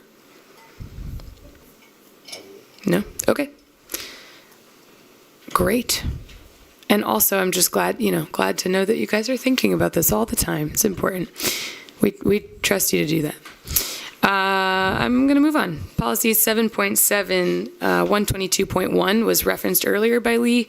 It's kind of the addendum to the extracurricular activities. It's more specific to the non-school sponsored student groups for making sure that it's Yeah, there was a case in State College about a school district, or State Sure, College, like rights of area school students. district, and the right of the school district to have an after-school program that wasn't specifically sponsored by the district, and that was the outgrowth. There's a decision that became the policy. So great. And this then, but this is also revised, so it's not brand new to us. we revised what PSBA sent us. So this is a brand new policy, but we on our end sort of, and then there's the note in there that we don't need to. I mean, it's just like a note as you as a board review it. But otherwise, I think those are the only changes. Okay. Just to remove the beginning part. Aside from what Lee mentioned about this earlier. Are there any other questions or thoughts on 122.1?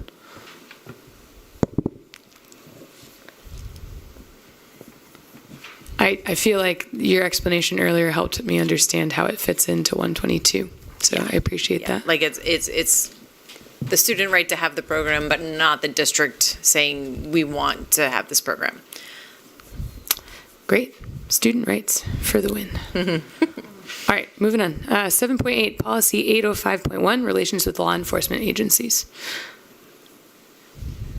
Questions or comments on that? Kathleen, go ahead. Yeah, I'm just curious about something. So, training. The district shall invite representatives of each law enforcement agency that has jurisdiction over school property to participate in district training related to subjects that enhance understanding of and build positive relationships with students. So my question is attending this training something we can require? My guess is probably not. But can we strengthen the language to something like shall invite and strongly encourage? I mean, I think it would be pretty fantastic if this training is had. Well, I would like to say first that I already conduct that training with Officer Bivens and his staff already. This is relationship with our outside law enforcement entities, not our district-operated law enforcement entities. So I love, like, every year I'm getting the request to come in, students with disabilities and other students that we, like me as an educator and law enforcement, sort of have that conversation. I don't think we can make outside law enforcement officers come in. We have our Safe Schools MOU under our Chapter 10 regulations that require us to have relationships with the PSP and other state police and local police, regional police, but we can't really make them attend the training. But it is really great to have it in the policy that we shall invite, but we can't make attend. But we do already have this training on an annual basis, which internally I think is a great idea. Yeah. Thank you. Sure. I had a quickie, we removed the definition of incident, and it seems like we still refer to incident within the policy a couple of times without it being defined. Let me, Brooke, I think on there, when I looked at my word word changes, the track changes, there were two definitions. We deleted one and we kept one in, and I think you delete. So there is the definition that is deleted should be the definition that does remain there. Yeah, there were two different, and that's, I wanted to make a point of that. We had changed incident, and the reason we changed it was because of this new reporting requirement about reporting incidents with weapons, and so we were really clear to parallel the reference and the definition of incident from the new law, so that we were making sure we're reporting it based on the new law, and then also based on input that we had from Officer Bivens. So that deleted definition is the one that we want in there, Brooke. It was a previous one that we deleted. Yep, no, not a problem. But I'm glad you pointed that out, because that was a comment I wanted to make. So we can get that one added back in, and then we'll resend this out so everybody can see it. It is what is written underneath the striked words, right? It's correct. Yep. Okay. It's an instance of involving an act of violence. Yeah. Okay. Yeah. Okay. And I guess, sorry, but I just... No, it's okay. The act of violence, I mean, in reading it and without it being defined, I just couldn't help but thinking if it were broadening out the categories, and if things like cyber violence or acts of bullying or whatever, or, some of these things are actually, newer concerns and would be captured within this definition, or if, in your legal opinion, we're safe. And I don't know if you have any, and I know you had some input, but I know you also don't have it in front of you, so I don't want to, you have. The definition that's there, that's lined out, is the original one that was specific to the PDE definition. It covers just what goes into the report at the end of the year. Yeah, that's correct. That's the reporting requirement, yeah. So I'm not sure which definition you want in there. If you want this or the more broader one. Okay. That covers things like he's speaking of, or any event that there's an accident or something where we have to notify, like after hours or whatever, we notify law enforcement to come in, do an investigation for a non-traffic death or some type of injury accident or something that occurs, which wouldn't be covered in this definition. With the last line of that, Yeah. where it says Or conduct.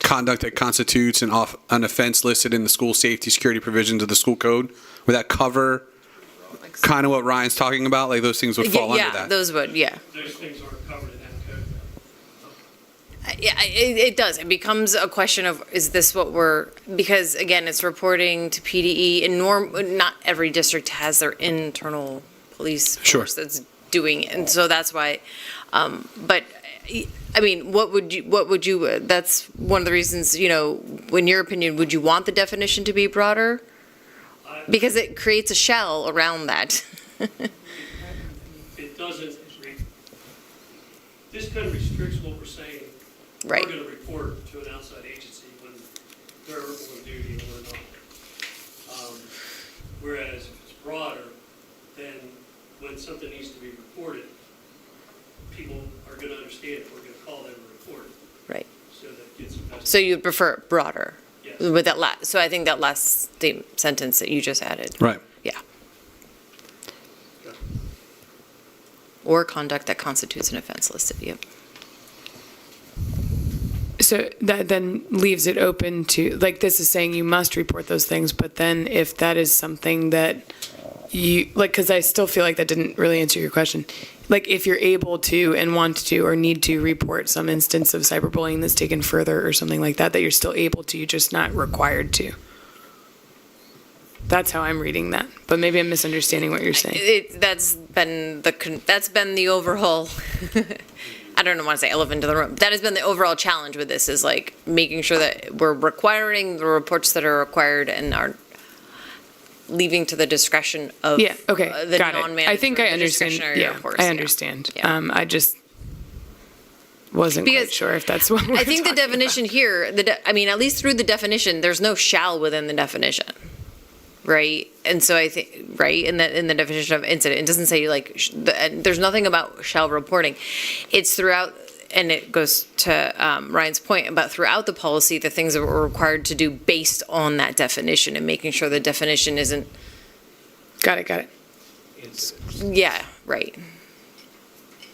Yeah, I feel like I can't quite get my head around what's going to make students safer yet. A broader or narrower definition, and obviously that should be the goal.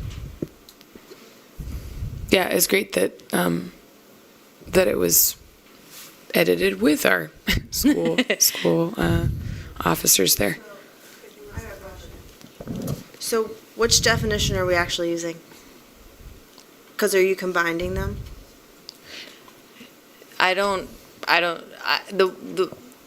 The one that I sent, which I'm pretty sure that I'm the looking word at that one, version. yes. Yeah. There's the definition, there's two definitions. There's there's the first first occurring one. one and the second occurring Yes. one. The first occurring one is the one I would believe that we would adopt, which is the one that I see in That I the put on this PDF. one. The Yes, PDF, okay. that even though it's struck out, I just it's want to still make in there. sure, Yep, because we're that one. referencing both of them. Okay. Yep. Yeah, we don't. I They don't only have see the other one to They look only at. see the one. Yeah, we only see. Yeah, they one. only see the one. So the one that is struck out should be unstruck. Unstruck. and remain, I just yeah. want to clarify. Mhm. Okay. Yeah. But isn't that the one that, Jim, didn't you just say that that's not the broad one and you want the broad one? It says that constitutes a school offense, provisions of school. It says, it has that last sentence that says, or conduct that constitutes an offense listed in the school and safety security provisions of the school code. I guess, is that going to be cyberbullying and some of those? Right. It is in the school code. It's under, but maybe not in the section we're referencing. Yeah. Yeah, in their definition, and I'd have to look at that whole list. I would have to look at that whole list of what they have, but there's a lot of things that you would report that don't fall under the list that they have in there, if that makes any sense. The list and that who has where. That like we have in the policy? Yeah, between, what is it, 10.2 or Right, the whatever. safe, the Chapter 10 regulations on Right. safe schools, yeah. The definition that they have there and the list that they have, there's a lot of things that you would report to law enforcement that are not listed. It's not, that's a very specific list that they have as to the types of what the incidents are that you're required to report based upon that regulation. However, there's a lot of things that go on that require law enforcement to respond and would require us to notify PSP, Cumberland Township, or Gettysburg Borough to come out and do an investigation that we're not including in this. I mean, if you want it specific to what we have to report back in June, then your definition completely covers that. But if we're looking at the broader requirement of, the relationship with law enforcement and what we're expecting people to report to them, I don't know, that's your interpretation whether it covers it or not. I don't know. Yeah, well, because when you look to the list under the Chapter 10 regulations, when you look to the list under the Safe Schools MOU, there are mandatory reports and there's discretionary reports. And I would just say, like, this policy is just supposed to be like an outward caption of what's in the Safe Schools MOU that I'm sure you probably, I know, like, we have to issue them every year. It's supposed to be sort of an outline of what our reporting is. And so if there are changes in how you report, my only caution would be, we don't want to put in policy things that are currently discretionary that now we're going to make mandatory that we have to report all the time. So can I make a suggestion? Just because I'm getting... I know. I'm in the weeds here, It's but cool. that's I'll tell you what I think, and then you can tell me if I'm wrong. What I'm hearing, I keep thinking that I'm understanding it, and then I keep getting confused again. And I think part of the reason is because the thing that you guys are referencing is not something we're looking at. And that's my point. Which is a problem for understanding. But also, we don't see the other option. So I guess I feel like if you guys are on the same page with what is better for being broader and needed, I'm cool with that. I just am not convinced right now that that's what's happening. So I wonder if could we look at it again? Could we just look at it again? Could we just make sure it has the right definition on there for what is needed, broadly speaking?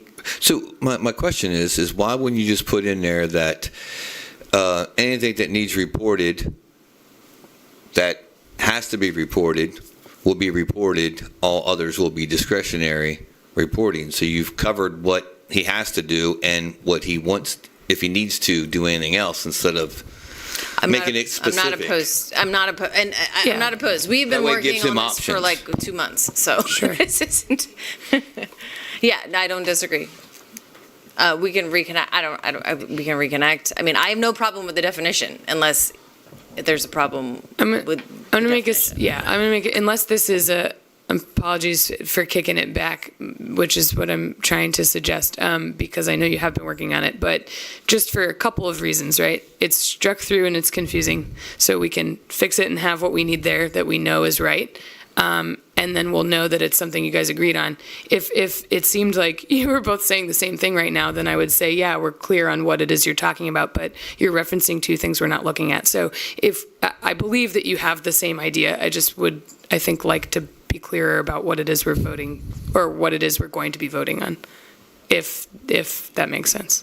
So we're going to revisit the definition. We will rework it in this policy, and then we can send it back out for the board to review. Yeah, that would be awesome. I think we're all in agreement that we'd like it to be something that works functionally for your team, not to be all-encompassing and not to be constrictive, but I'm just not sure I am looking at that yet. So this will come up again as an information item at the first meeting of our next committee of the whole. Yep. Does that make sense? Yes. Got it. Thank you. Moving on. Yep, we're moving on. 7.9, draft of the capital improvement program 5-year plan, fiscal years 26-27 through 30-31. Comments, questions on that?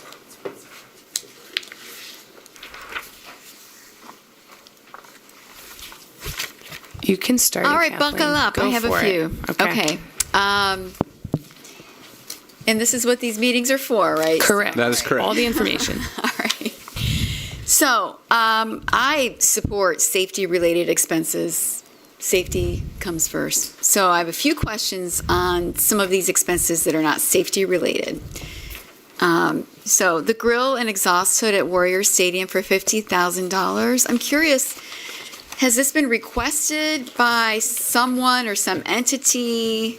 And if so, has the requester provided any kind of pro forma projecting increased vending sales? Because I think the point of this is to increase vending sales. So where did it originate, and what pro forma do we have to say that sales will increase, we project anyway, by this percentage? No, I'll throw you under the bus over here. No, just kidding. No, it got brought up Finance Committee because most people don't know that when the stadium was built, it was supposed to have a hood and gas and whatever got missed, however that happened.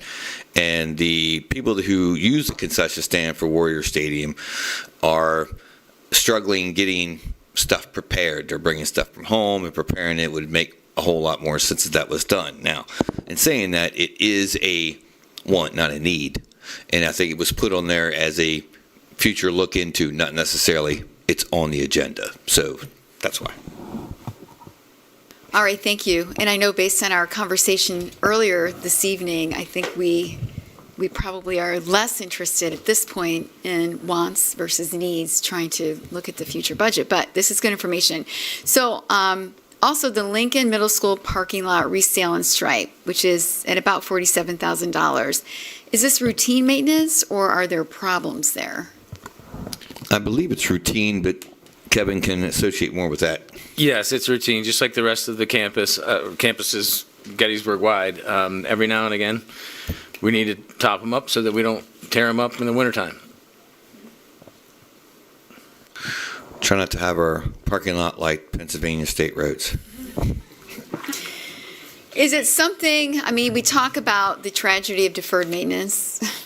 Is this something that would be a tragedy if we did defer this maintenance?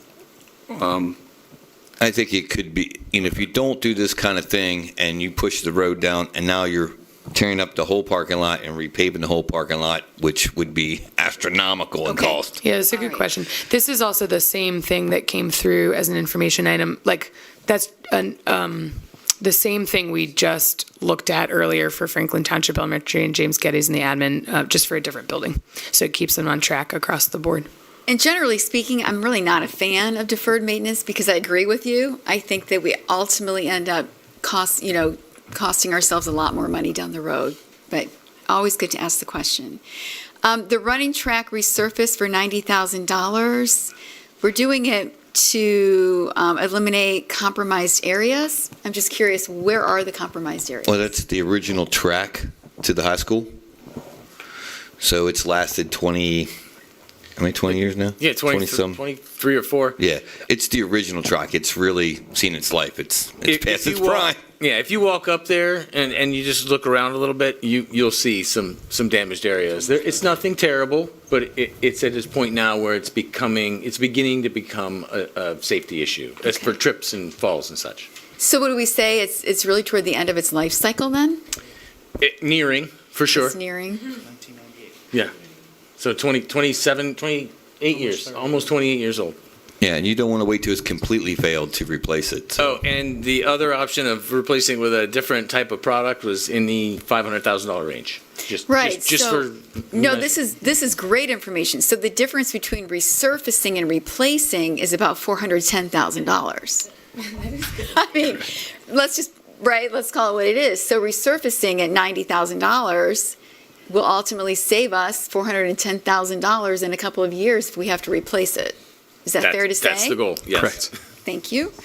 All right, these LED message signs, I think they sound so lovely to have at the admin building and the high school. $40,000 each, that's $80,000. And I've got to tell you, my dear grandfather taught me such a valuable lesson as a child. Here's what he used to say to me. he would say, a person who can't save a dime will never save a dollar.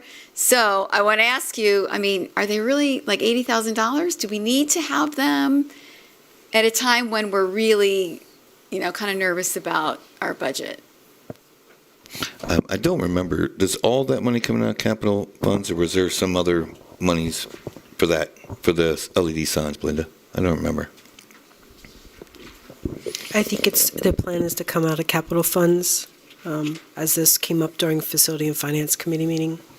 I couldn't remember where the funds come. But I know the point of those were to, we do have a Facebook page, but if you don't look at your Facebook, then you don't know what's going on.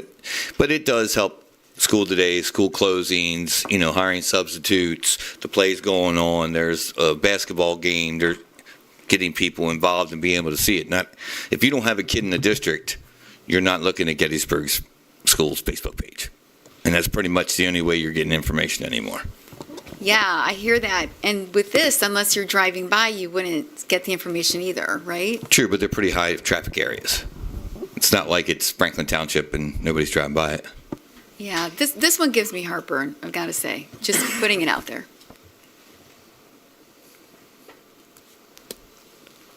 Are there other comments or questions on the capital projects draft? Do I want to say anything? I was just asking. I saw you reaching for the button. I'll defer. Okay. Any other comments or questions? Okay. So just thinking to what Kathleen's talking about here for this, it says it's a draft, and then this would still be following the format of moving to an action item next meeting to vote through this draft, correct? Yes. Now I have a question. Okay. Go ahead, Dave. This is the cart and the horse, in my opinion. How do you approve the capital plan unless you're going to budget money in each year for capital, like it should be? And how are you going to approve this when you don't have the budget yet and it's not in the current budget, or is all of this in the budget?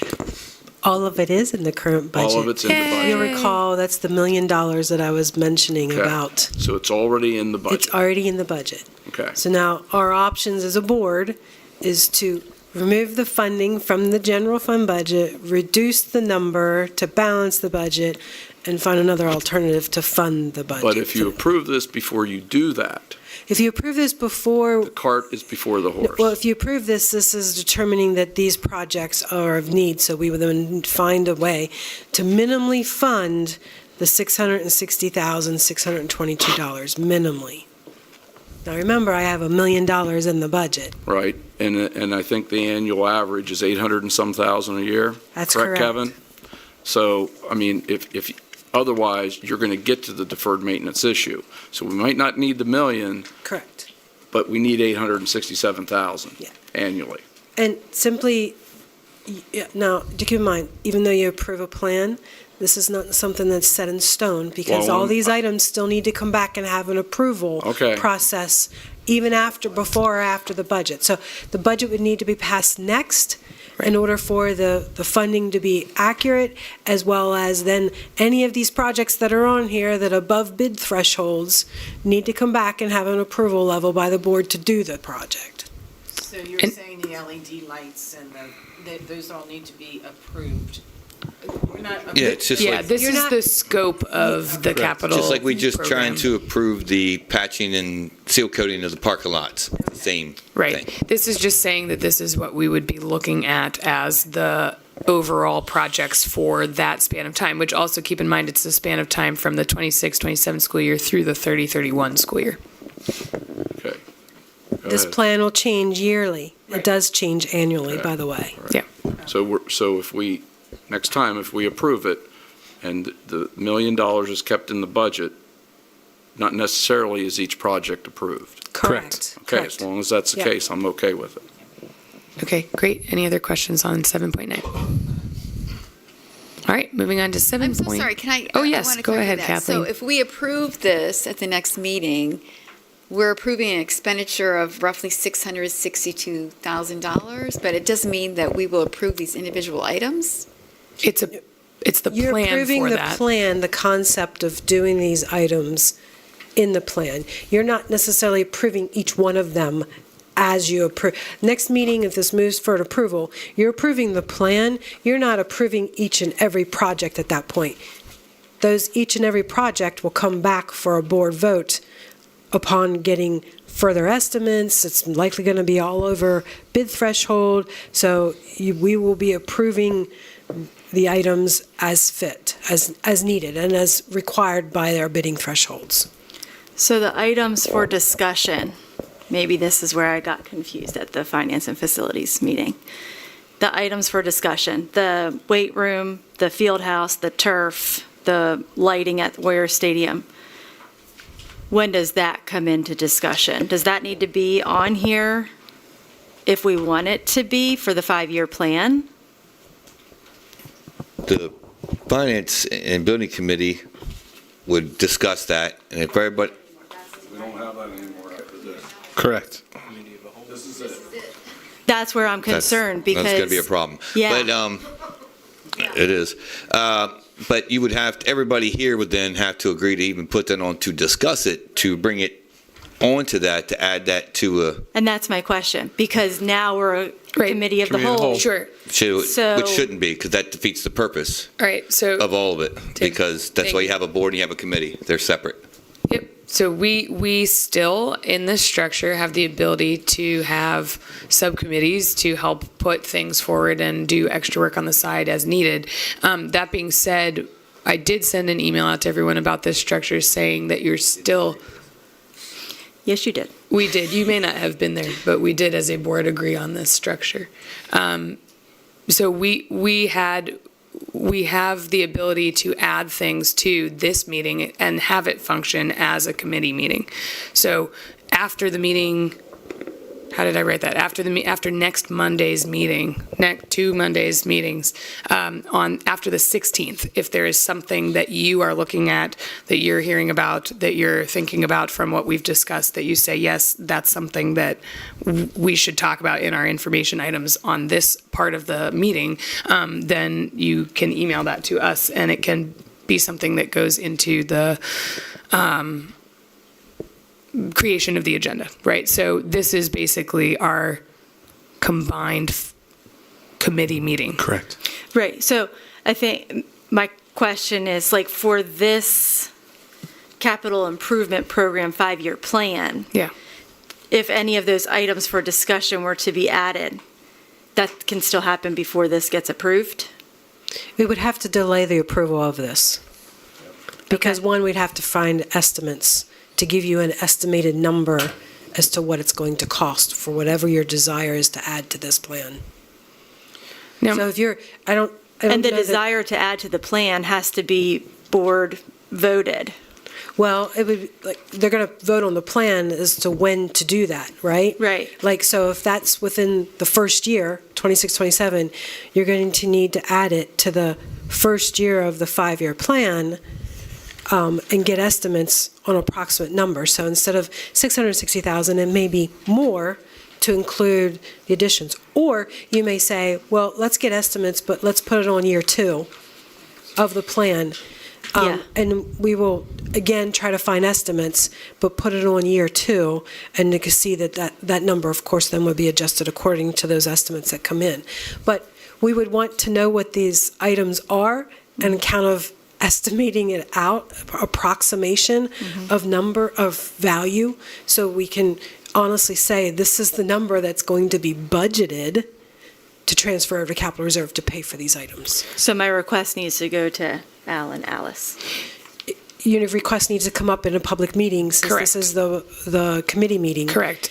And the board can decide yay or nay. So I think one of the hangups here, in I understand your question, the way that the structure functioned before was that committees would give recommendations, right? But it was never voted upon anyway. So this also is not a voted item. This would be a general consensus of saying this is something that now we want to put on this, and then the voting would happen at the next meeting. Just like committees also didn't vote on things, they talked about it, they recommended something, and then it came before the whole board to vote. But this is how this particular meeting would function then. Right. So I guess your question right now is what you're saying is that those items, you have an interest in some of those being put into the capital improvement plan The as weight room expansion. Right, as an item to get an estimate on, which we're looking at it on there, but not on the actual planned for items. Right. Okay, so you can talk more about that. Which one were you looking at? So at the Finance and Facilities meeting, I had talked about the weight room expansion. And I know, budget-wise, not a good time to want to talk about it, but I think it's important, and I know. I'm sorry, Justine, it is on the FIP. It is not in the first year, but it is for future projects. Thank you. Yeah.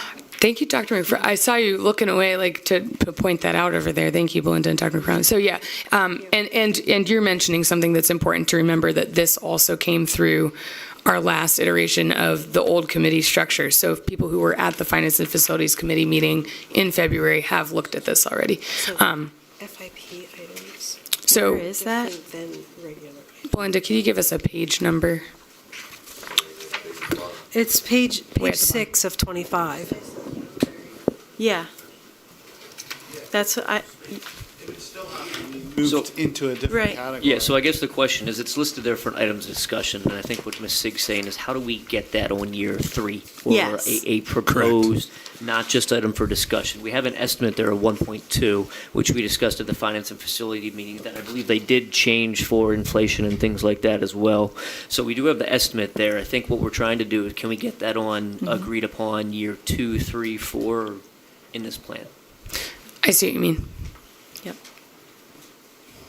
Well, can I add to this conversation? So let's say we decide, we want to remove that from items for discussion into the plan itself. And then could we take a look? I mean, if we don't do the grill and exhaust hood, if we don't do the 2 LED signs, there's almost that cost. Then we can, in fact, expand the exercise and weight room. And isn't that kind of what we should be doing, is looking at this and saying, hey, let's take this off the menu so we can put this more pressing need on the menu? Well, how are the? It's 1.2 million though. Yeah, not 90 grand. Okay. Now, if you it's not the same amount. It's, each LED sign is $40,000. That's Right. 80. That's 80. Oh, okay, well, thank you. I don't know, these late-night meetings. I'm glad there are many of us If you here. add the observation tower, you can cut 200,000 out. Let me ask a different question then, looking at the way that those are parsed out between the different years they land versus the items for discussion. Of course, all of these came up at some point to be talked about. When we're building this plan, it's my understanding that the recommendation of how those roll out are coming from the departments that have those needs, right? Or that conversation with our whole team. So this recommendation of the 5-year plan and having those things as items for discussion came from the boots on the ground in terms of seeing what those needs are and prioritizing them, correct? Correct. One thing. So of the items of information, so if we as a group would say tonight, let's move that to the 5-year plan, it could happen on the weight room. It would have to be, well, so we could move it, but it would if we agree to move it, we in theory could move it. But I think Belinda was saying that would change the, budgeting planning of it all. So I don't know if we would be able to vote on it immediately. It would probably have to come back as an information item. Well, I think you could move the area to a Move to year year in which 3. you would like to do it. Oh, okay. Correct. And then we would put it in the year that it could be accomplished, and that way we could plan more appropriately on the budget appropriation of Okay with dollars. year 3. Because I can tell you from practicality of being in that weight room for the last 2 years, it is totally overused. You have weights on the walking track up above, you have weights down below, you have weights over here, you have apparatus everywhere, and you're splitting your groups up, and supervision becomes an issue sometimes, because you got to spread out everybody. So if I just heard correctly, you're all recommending that be moved to year 3. Correct. I'm just going to ask one more question, not for any other reason than understanding. It does say on the document as well, next to that item, that the board declined it in 21. So this was already something that was attempted to come through as, did it make a plan and then get voted down? Or was it just on for information and they decided not to add it into the plan? It was a part of the high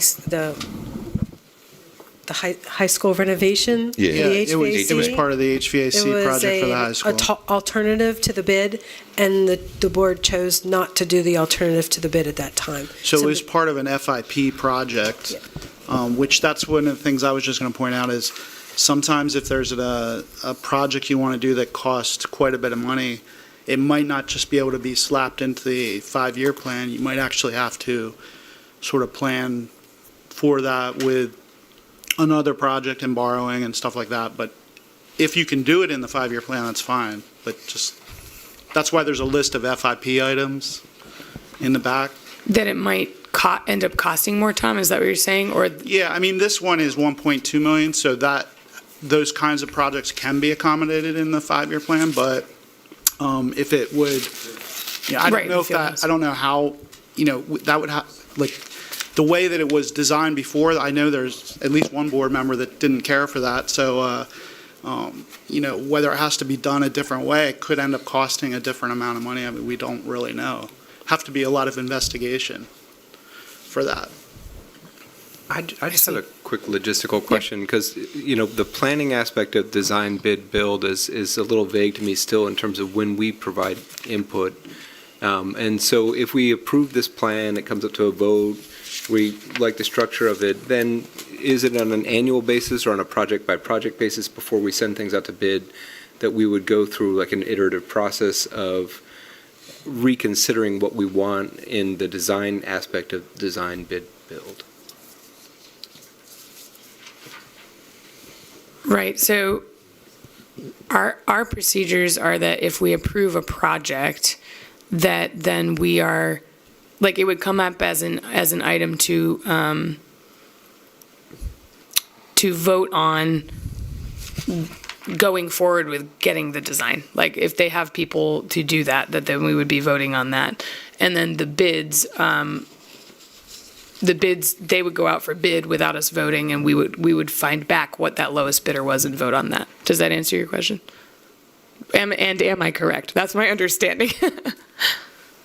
Yes to both. Okay, It's exactly, we research what you guys want, we get a design team to tell us how to build it, then we take it out to the contractors for bids, we report those to you guys, and we go from there. That was the most concise 9:20 on a Monday, so thank you, Kevin, I appreciate that. But just to be, Jen, clear, this document is not exactly what we want just yet. This is the plan before the design process. Correct, and you should also take into the fact that, we've got the tariffs have loomed over our heads since 2021. So, that number is just that. It's just a number. So this plan is basically a rolling document. Yes. That's all it is. Correct. So you're not approving anything to be built. You're just approving the ideology that this is in the rolling plan. And in 2 years, you could say, well, we don't have the money for the weight room. Put it down. Correct. 2 more years. Correct. And or included at a bigger project. Bigger project. Sure. So Correct. This is a rolling. It's a rolling plan. That's why it comes back every year. This is a strategy. To give the department to look at these things, cost them out. Plan ahead. And plan appropriately. So after all of these comments and questions and the item for discussion that is under discussion presently, the next kind of step would be if there's a general consensus that people would like to move that, then that could be something that we ask for before voting next meeting on this draft. Okay, so this is the weird thing of general consent. Like, we don't have to vote on it. It's just saying, like, it sounds like what I'm hearing from the room, unless you say something different, is that we'd like to see the exercise weight room expansion moved to year 3 of this plan as it's written right now.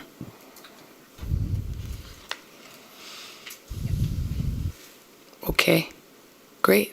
Let's do that then for the document for We'll update the next document meeting. and bring it back for Perfect. approval then. Thanks, Belinda. Thank you to everybody for helping work through this this process. Good questions, Justine, about moving things around. Okay, we are moving on to 7.10, which is the rejection of the Warrior Stadium team room bids. Just requesting that we as a board, well, this is information, so this is something that would come up for next meeting to vote on, but the request is that the board discuss rejecting the previously approved bids for the Warrior team room project because they expired and because they're no longer able to be bid in that way since the last time because of the timing of that project. So that would then give our team the ability to rebid and come back to us for that same project. Again, this is already an approved project, so it's just that process, like Ryan was asking. We do have to vote on rejecting the bids. So any questions about that item, it will come up for a vote next meeting. Madam President, just to confirm, the invitation to bid will be the exact same invitation to bid as originally went out. Is that correct? Yes and no. The timeline is what's changing, of course. So, but yes, the bid that will go out will be asking for the same information and receive that information returned to us. Any other questions on 7.10? Okay. Good work, everybody, on our information of everything. We have 2 real quick updates for board committee reports. I'll start with Tim for the JOC board. All right, thank you. So the ACTI has hired a new director, Dr. Anthony Payne. He is scheduled to start around April 27th, depending on what date he can get out of his existing contract. He will be overlapping duties with Dr. Sean Eckenrode so they can get all their stuff, and he will be our director going forward. Great guy, everybody on the committee completely agreed with that person, so it wasn't a bicker of who he was the standout. And then we did have some an executive session about some land, so they're still talking about land, just waiting for ins and outs and pluses and minuses from Crabtree. Giving them the details of some of these properties. So that's where we're at. Thank you. We also have a board committee report from Al for the PSBA Legislative Committee. I will make this quick. House Bill 41 is being supported by over 130 public schools. This is something that has been around for a long time, and it many times around this time of year during the PIAA playoffs is when it comes to be very important. What it does, it separates the playoffs, or there's a proposal to separate playoffs in districts and state playoffs to separate the boundary from the non-boundary schools and to try to level the playing field somewhat. This has been attempted times in the past. The PIAA doesn't seem to be real motivated in this area, so many of the schools, and they've got a ton of signatures, and again, 130 schools that are on board with this are going through our friends in Harrisburg at the House and then the Senate, which then would possibly force the PIAA to do something about that. As a former coach in small schools, I would be 100% for it, and at some point, I will fill you all in on their progress, and if we decide to do a resolution, or you all would decide to support that, that would be great. Not to steal the thunder from Dr. Matzer, but while I got the mic, Shrek the musical was amazing this weekend. I have to say that because partly my daughter co-directs, Kate Sainer, and Megan Kubal did a fantastic job. Krista Creel did an amazing job. We had a wonderful orchestra there, a ton of volunteers, especially with the strike and takedown. We did not have as many volunteers in setting up these props, which were, I was afraid someone was going to lose their life. These props were very heavy duty, and the physics, it didn't seem like, I don't know, the physics were going against what I consider physical law. But a big shout out to Brody Granger, who played Shrek, Maddox Glass, who played the donkey. I think he was my personal favorite, the Eddie Murphy character. Caden Miller, Farquhar, and Audrey Trax, Fiona, amazing voice. They did a great job. Sorry, Jeff. That's quite all right. Go ahead, Dr. Metzner. So I'll keep it quick because now I have to talk about half of what I was going to talk about. But I will second what Dr. Moyer said. I did get a chance to see the musical on Friday. It was fantastic. So congrats to everybody who was involved in Shrek at the high school. The only other thing I want to mention is I would just like to wish good luck to our wrestlers who are still competing in individual wrestling championships that take place in Hershey on March 5th through the 7th. I believe we have 8 boys and 3 girls going for individual titles. So congrats and good luck to all of our wrestlers. Dr. McFarland, go ahead. I'd like to thank the board for approving our illustrative math materials. We're going to work on getting some training scheduled for the early dismissal in April and hopes to get all of our materials here prior for teachers leaving for the year. Excited for that. From the elementary level, our kindergarten readiness nights, we've had them at James Geddes and Lincoln Elementary. Lincoln had over 30 families who attended, and James Geddes had over 40 families who just attended. Franklin Townships will be 2 weeks from now on Thursday, and registration opens for next school year on March 16th. Oh boy, already. Awesome. Thank you for those updates. Great. If there are no other items from the floor, thank you for sticking with us. To the people that are still in the room, dedication right there. Our next meeting will be our meeting on Monday, March 16th, and there will be normal meeting at 7 p.m. in the boardroom. We're also going to be advertising our special meeting at 6 to discuss that balance sheet. All right. Can I get a motion for adjournment? Thank you.